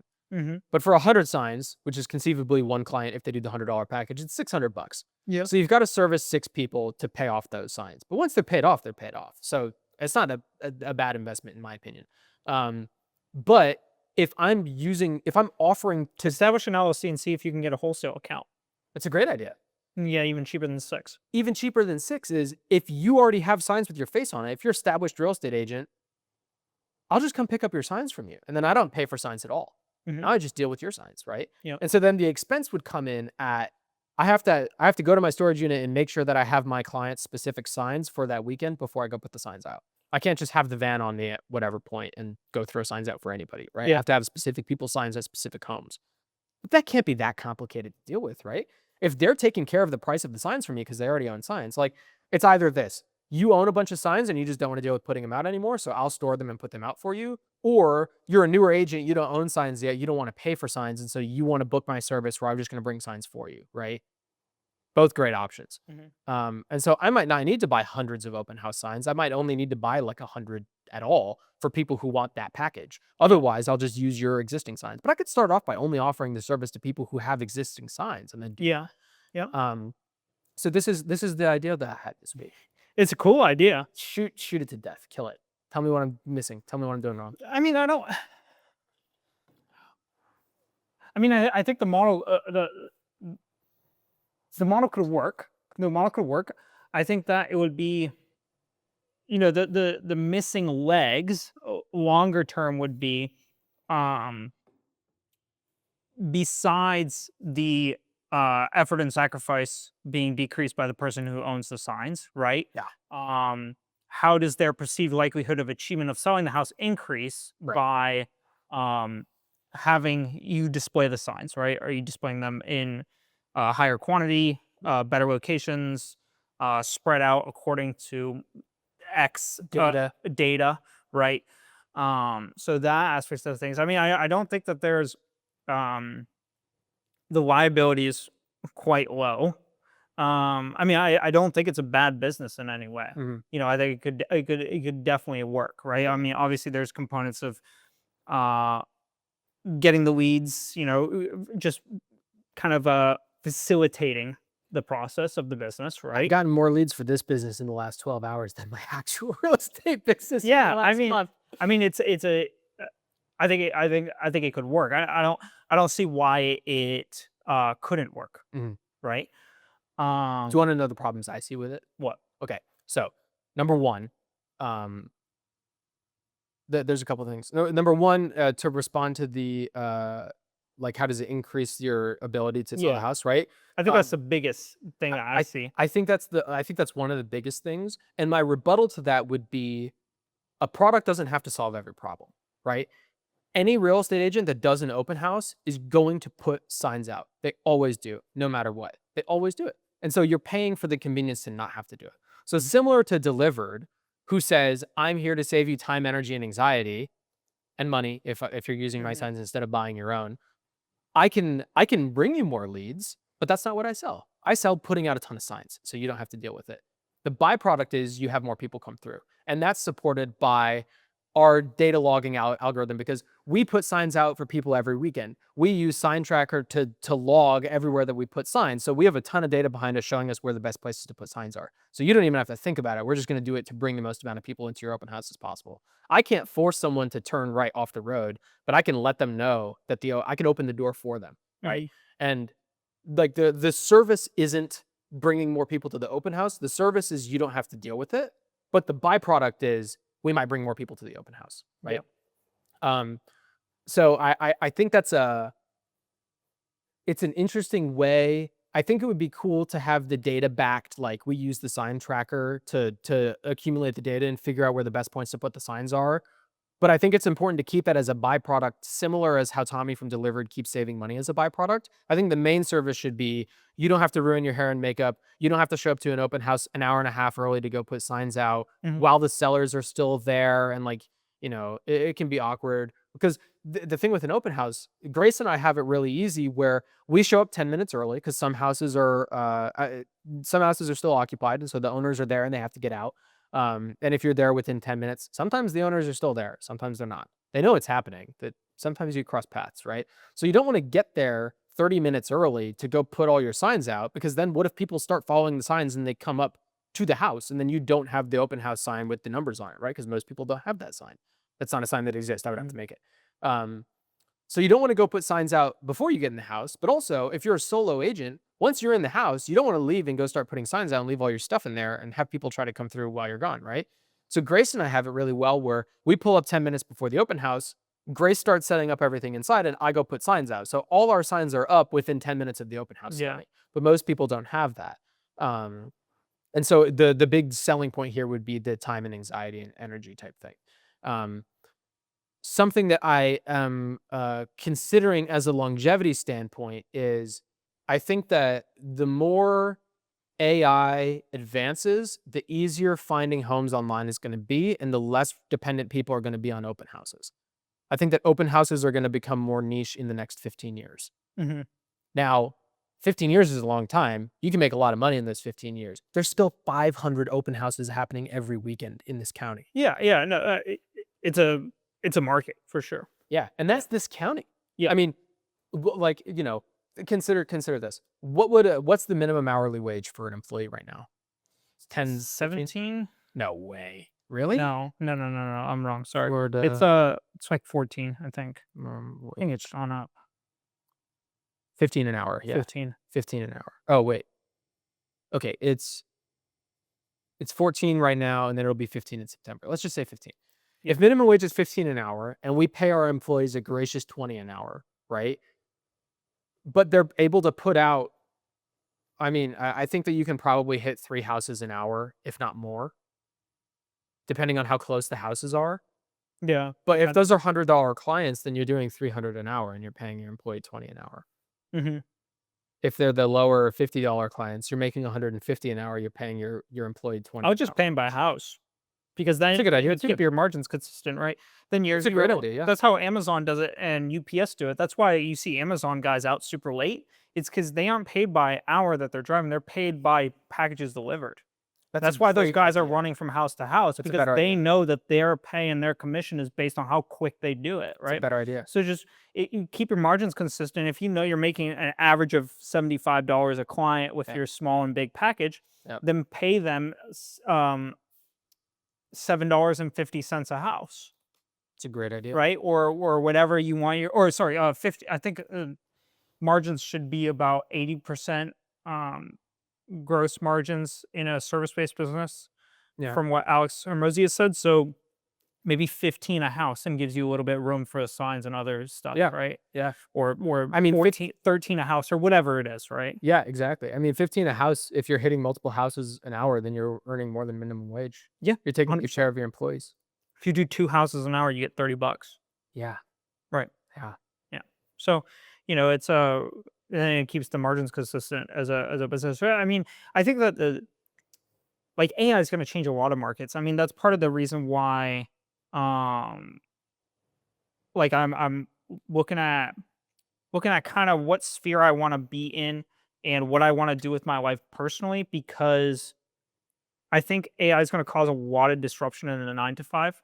Yeah. And I think that we don't know where the world goes, but at least I'd like to be stuck doing something I like. Yeah, for sure. And kind of going in that sphere. So, I think you're right to think about uh, AI and advertising will increase over time, Yeah. and open houses may become less prevalent over time. Mhm. But in the state it is right now, what are open houses doing? I think looking at that trend could be valuable, right? Right. Potentially, the introduction of AI and more advertising makes people more inclined to go to open houses because they don't know what to believe on the internet, It's true. You want more case right? space. So that's also a possibility too. Yeah, Like, you just don't know. I agree. And um oh shit, I'm retarded.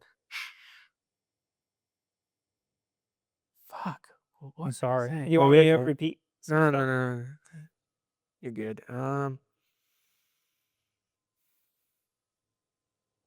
Fuck. It's so all good. dude, it's so gone. I've had that. It's just disappeared and you don't even. Oh. Okay. Worst case scenario, AI takes over the world and you have to liquidate the business, right? A lot of businesses right now are over leveraged, and so if they go under, it's a big deal. Like Toys R Us. When I watched a video on Toys R Us, I was falling asleep last night. I retained 10% of it, but here's what I retained: that when Toys R Us went under, a big issue is that they have to borrow money to buy all their product, and then when they sell their product, they pay off the loan, the monthly payment, and then they make a little bit extra. So as time goes on and you make less money, now you're not able to make your monthly payments. And then when you have to liquidate, you liquidate your assets, but that might not satisfy the loan. And then you're underwater, and that's when you file bankruptcy, and it's a problem, right? With this business, you only own the vans and whatever signs you own. Right. That's it. So like if we do this business and we make like 10K a month for a year and a half, and then the business goes under because AI, whatever, right? At that point, we probably own the Optimus Prince signs. yeah, right. At that point, we probably own the vans outright. We're paying a monthly fee on the storage unit to hold the Yeah. signs in, but we just return the signs to the people who own them. Right. I mean, it's one of those businesses where it's like it's so simple, I can't believe that it hasn't been done, because it doesn't seem that complicated. It's No, like mowing lawns.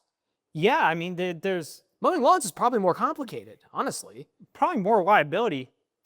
Yeah, You've got a big spinning metal things going around. yeah, People get hurt. yeah.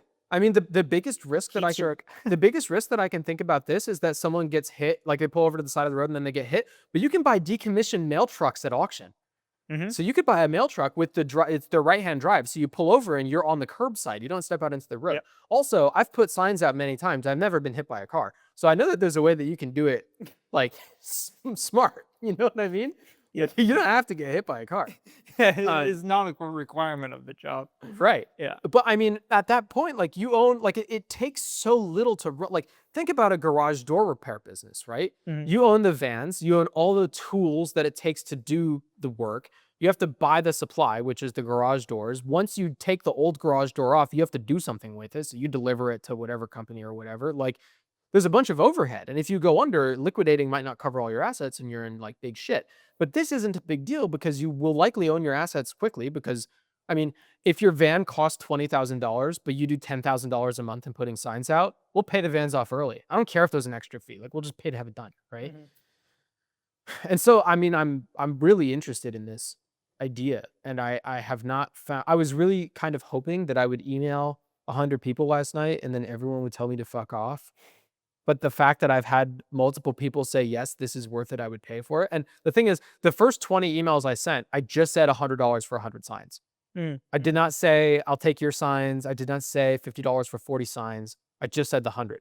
And 2 of the 3 people that said yes to that. Then I updated my email because I realized, oh, I had gotten feedback from a person who said maybe, and I was like, I should adjust it. So then I adjusted it to 100 for 100 or 50 for 40, and then I sent those emails out. But 2 of the yeses were yes to 100, and then they both gave me the thumbs up when I said I'll keep you updated. So like, also, one of the people who said maybe, I was like, oh, these are really great ideas. He was the guy who suggested doing the like, you take my signs and I would pay for storage or whatever. You could do subscription based. You could do subscription based off the bat just to keep it consistent, right? Like you could do a flat subscription and then charge them per open house. So you could say, hey, like, it's $50 a month for me to just keep your signs, and then every open house you want to do, it's 50 per all your signs or something like that. Yep. So if you don't do any open houses, you still pay $50 to not have the signs. But if you do 5 open houses, then you get a great deal. Yep. Versus paying, 100 for 100. Like there's so many different ways you can play with the pricing models. But when that guy replied to me, it was like, hey, keep my signs. He was like, hey, just so you know, I do an open house every weekend. I only personally use like 30 signs or 40 signs. So I would go for your lower option. I would not pay for 100, but there are super agents that do multiple open houses per weekend that would pay for 100 signs. Oh yeah. I mean, the top agent at Blue Marlin made $1 million in commission last year. Yep. $100 for an open house people pay $400 for an open house for a food truck to be there. Yep. So if you're already dropping $400 on a food truck, what's another 100 to have 100 signs put out on your behalf, right? Yeah. I really think that is like, No, I think and finding see why it leads wouldn't is work. so easy because they're in a spreadsheet already. Like you just go to the MLS and type it in. They give you the email and the phone number, so you can call or email. I did email because I don't want my phone number to get blocked because that's happened. But right. I mean, like the leads are just right there. So yeah, I don't know what to do with it, but this is what I have. Why don't you just try it? Why don't you want it out of the people who said yes? Why don't you try it? Because I can't fit all their signs in my car. Oh, well, why don't you rent a U-Haul for the day if you're making $100 per person? Thought about that. Yeah. So you can rent a U-Haul cargo van for 140 a day, or a pickup truck for 130 a day. With mileage included? Unlimited mileage. Okay, yeah. But you could also, if you already know the open houses you're going to, you can rent the van starting at like 20 a day, and then it's like 25 or 15 cents a mile. Right. Wait. Really? Yeah. What I pulled up, Home Depot or U-Haul? U-Haul. So you can rent the vans at like 20 or 25 bucks. We're revolutionizing this. And then like 15 cents a mile. Because I looked at, I went to Home Depot. I didn't know U-Haul did trucks. They do trucks, spans, trucks, spans, trailers, bigger vans, dude, truck vans, van trucks. Dude. Yeah. Hold on. Cargo van. We're doing this live. You get to watch how slow I work live. Am I retarded? How do you get this? I'm clicking on it. It's pull up U-Haul. Choose the right size. View more. Okay. I'm on U-Haul. I'm looking for additional cargo van info. Okay, let's do cargo van. Let's just see what. Yes. Do you give them how do I tell where is the money? It's like 20 or 25 bucks to rent the van, and then you pay per mile. I would do that in a heartbeat. Right? So you pay like 15 Is that what we cents. did? Yeah. Pickup location. You pay like 15 cents a mile, and then you approximate the mileage when you pick it up, and then they either pay you the difference in the approximation afterwards back on your credit card, or you pay extra if you went over your predicted mileage. $19.95 plus $1.39 a mile. $1.39 a mile? Yeah. No, it's got to be less than that. That's crazy. I remember when I was renting, it was like 15 cents. Might have gone up. I don't know. Yeah, it's only a few years ago. Whatever. Long story short, if you have enough people interested, renting a van for 100 some odd bucks a day, just to try it out. Yeah, for sure. Like if you're breaking even, it's already worth the shot. Yeah, I agree. Right. I agree. Okay, let me see if I can figure out a actual price. Yeah, it says $19.95 plus $139 a mile. It has a little info box, but it's not showing me any info. Got it. Huh. But like even then, if you plan this out and like if you cluster, like I control who I reach out to. So I can control, I'm doing open houses in Melbourne this weekend. I'm not doing them in MIMS. Yeah. Right? Then I could do 3 of them there. I mean, fuck, you could even start with the subscription-based thing. Like, I could just email these realtors and be like, yo, I'll pick your signs up on Tuesday, and then you pay me $50 a month, and then every open house you want, you just pay me another 50, and then I'll come bring them out for you. Let me write that down. Hang on. Oh, it's in a video. It is. To store 50 per house. Because most agents only have like 30, 40 signs. Yeah. This van rental is actually making me consider this because, I mean, if I could do it, okay, let's say it's $20 per van, and then it's $139 per mile. Let's say I just drive, I mean, how many miles are there in Melbourne? And a lot of it's stopped. A lot of it, you're running the van, but you're parked, and then you're putting signs out. So, I mean, it can't be more than like 50 miles a day. Yeah. It feels like a lot even. Let's just say 50. Plus gas, those vans get about 12 mpg. So That's- for a gallon That's what of I gas. have in here. I average 700 miles a month for my calculations. But, Oh, okay. I mean, let's just say equals so per mile plus the flat fee, and then we have the 12 miles to gallon times, what's the standard price for a gallon of this guy? Like 3.5. No, it's less than that because it's not premium. It's 87. I think 87 is down to 275 around there. So 12 miles to the gallon times 275 times, we said 50 miles. That's the gas. Oop, that's not right. Hang on. You don't multiply it by 12. You divide your total mileage by 12 and then multiply it by the price of a gallon. Yeah. 50 divided by 12. There we go. So then we add these together. So realistically, for a van rental for a day, it's like $100. Yeah. So if I have more than 2 clients, I'm good. And actually, if someone pays $50 for me to just take their signs and store them, and then another $50 for an open house the same weekend that I pick them up, then the initial price that a client pays is $100. And then it's 50 a month, and then 50 per open house. And so, I mean, like if I message a client and they go, yeah, come take my signs and do an open house this weekend, that's $100 right there, which pays for the van. Yep. I mean, I don't think it's a bad business. Dude, I do don't. this with me. Do this with me. I am. It's such a low time commitment. I know. It's such a low time commitment. I think it's awesome. There's such high earning potential. If I do, know. if I do this, well, you do the first one with, just for fun, just for the adventure. And then if it works, you can come in and you can. I'm trying to go to SBRA. We can hire employees to do it for us. Right off the bat. I am. Contractors, independent contractors. I think it's an awesome idea. Okay, let me get more info on it because it could blow up in my face and not work at all. But if it does take off, you should consider doing it with me. Okay. I genuinely do think it's an awesome idea. I'll do 50-50 with you. No, I think it's an awesome idea. I really do. If we hire like Joel to just do the driving for us, it's completely hands off.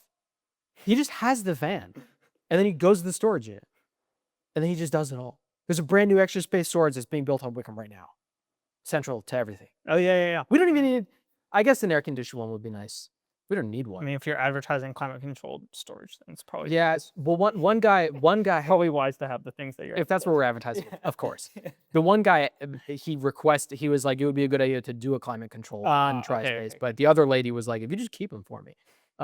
But I currently have a storage unit, so I wouldn't even need to rent a storage unit for the first couple people because I could just keep them in mine or my bedroom. You put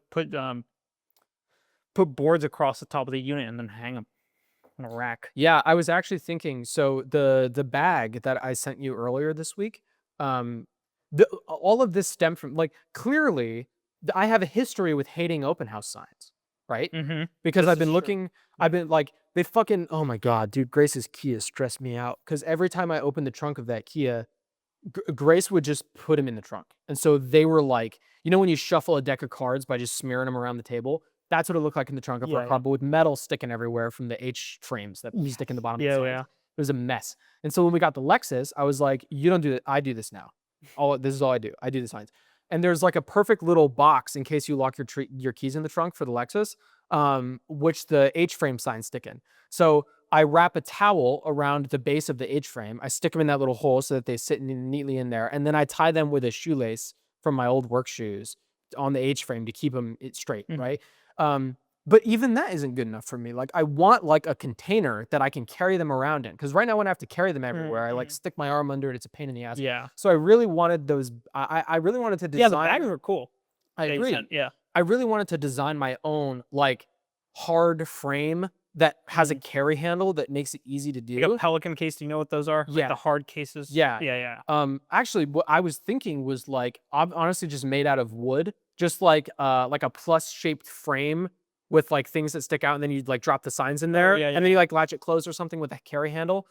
Honestly, similar to the bag, except instead of being soft sided, it's hard sided, so that it stays in one place in your trunk. But like the bags work just as well. But like when I'm thinking about that, I'm then thinking if I bought my own van, I could create like a rack system in that van where you just hang the sign up in the van. And then when you get to a certain client's property or open house, you just pull their stack off the thing and you just start putting signs down, right? Way easier than like reaching into the trunk and fucking around with all the stuff in the Lexus and like untying the shoelace, and then I have to dig for my signs that go in the front. It's a pain. But in a van, it's just on the rack. And then I could have the same rack in the storage unit. We just, Wall-E, where he presses the button and the racks like cycle. You could have, or like you've been to Walmart where you look at the movie posters and you flip through the book. You could have the same style like movable racks on wheels for these open house sites. I mean, it's just I feel like this is so attainable, and optimizing that system sounds like so much fun. Do it. Try it. I think I'm going. Why not? I think I'm going to. If you can cover the cost of the van rental and you can knock it up before your open house or your advertising filming or whatever you're doing that weekend, why not? Yeah. Yeah, I think I'll try it. Dude, the subscription base is just such a cool, because there's guaranteed money every month. That's why everything's subscription based. Yeah. Life is a subscription. Okay, we'll move on because I don't want to waste a ton of time on the podcast about this, but I want to keep brainstorming this idea with you because I think it's cool. Well, I've already gotten valuable info from you on the van rental thing, so I want to keep talking about pricing models and what pricing models might look like, because I don't want to just like email the people that I emailed last night back and be like, "We're doing it. Send me the money. Here's my Venmo." Like I want to think about what type of pricing model makes the most sense, because I don't want to have like 5 clients that I'm working with regularly and then I switch it up on them the last second. But Grace did a double take because I pitch stupid business ideas to her like every day, and every day she shoots them down. And then this time she was like, "Wait, this is actually a good one." And I was like, "I know, right? A lot of them are good." And then she's like, "No, this one's good." So I wanted to spend some time on it. No, it's cool. Thanks for humoring me. Yeah, no. But okay, that's my business update. What lessons did you learn this week? So for this week, I didn't write down a particular lesson. Okay. I didn't really have much of a lesson takeaway, to be honest. I think in terms of lessons, I mean, just putting one foot in front of the other. I think continuing to go to events, continuing to learn, continuing to have my eyes open to the racing scene and understanding the different ins and outs of different aspects of motorsports. So I would say that is kind of the lesson in a nutshell. Not much of a difference. Not really anything like a breakthrough this week or anything like that. I would say a pretty run of the mill week for me, but looking forward to future events that I'll be going to and learning from. Okay. But so what do you? Solid one. Yeah, I think it's okay. What do you have for your lessons learned this week? Mine's a lot longer. Okay, so my lesson this week is actually the first bullet point that I had in my life update, but I moved down to here. So the lesson that I learned, I think, is to practice what you preach. So here's the story behind that. I don't want to tell the story. So Valentine's Day was last week, right?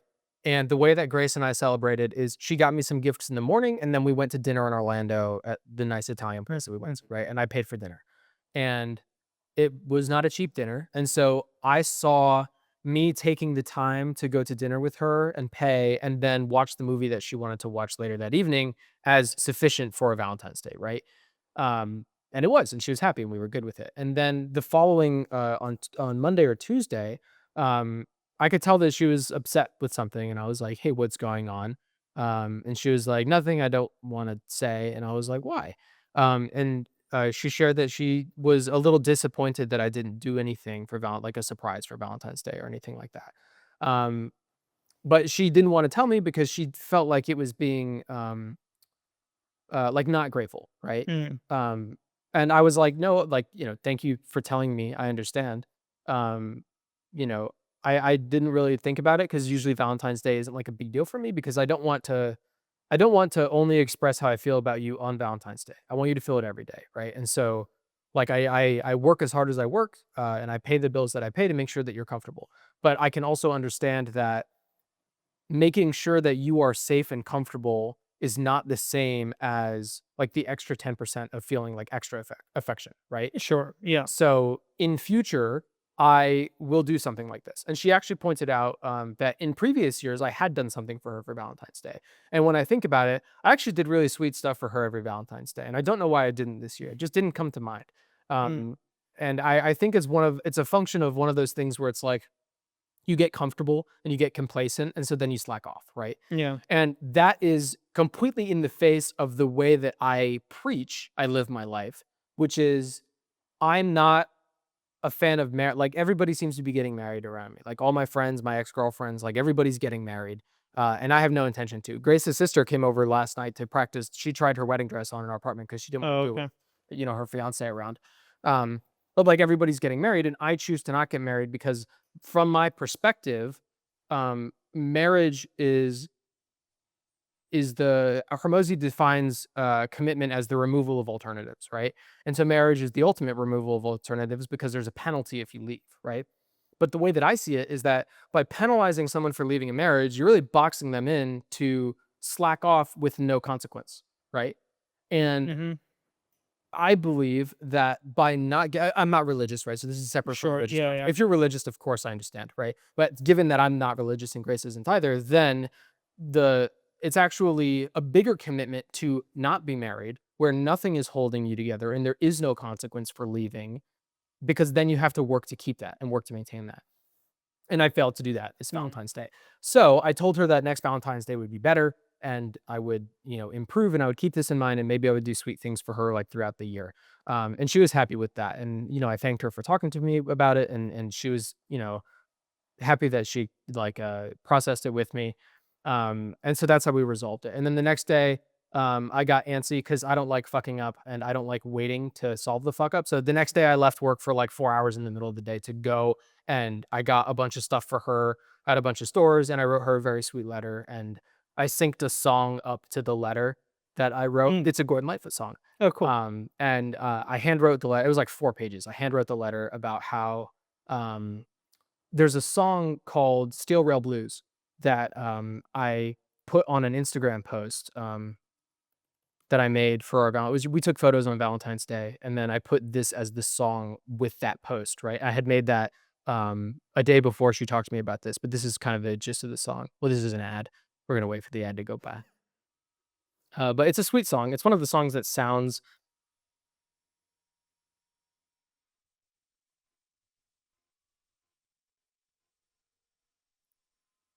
something like that, right? Yep. Lonesome boy somewhere saying the night. He sent me a railroad ticket to. Anyways, the song is about a man who leads like kind of a rough life. Mm-hmm. You know, and he meets a girl while he's on travel, who falls in love with him, and so she writes him letters once he goes back home. Mm. And with one of the letters, she sends him a train ticket to come visit her, right?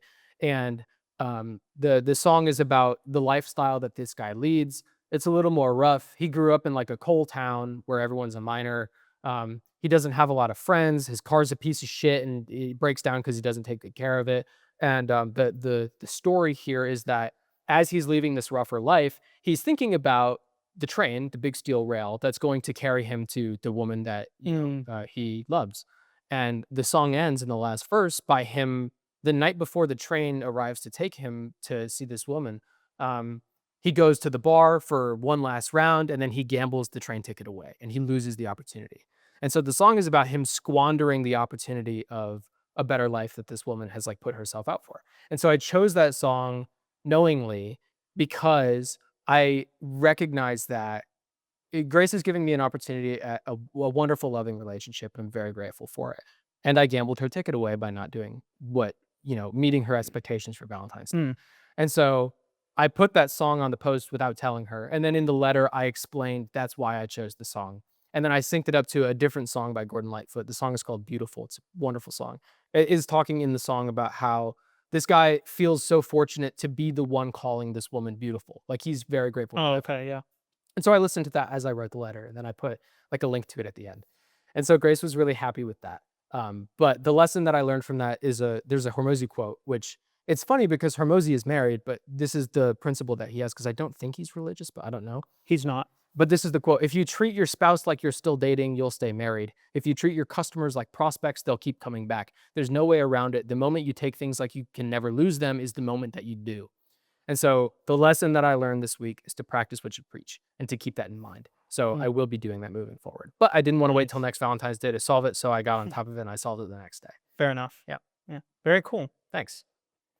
Do you have a dial-in? I do. I almost used that quote as my dial-in. And then I was like, nah, I kind of like using the dial-in as an opportunity for something that might apply to both of us. So what applies to both of us this week is this new business that we're going to do. So here's the quote. Most things worth doing are hard. You can cut a lawn with scissors, but it doesn't mean it's better than paying someone with a lawnmower. And that's a Hormozy quote. And that's why you should use our open house sign business if you're a real estate agent. Well, on that note, thank you for tuning in to episode 97 of the Vision 79 podcast.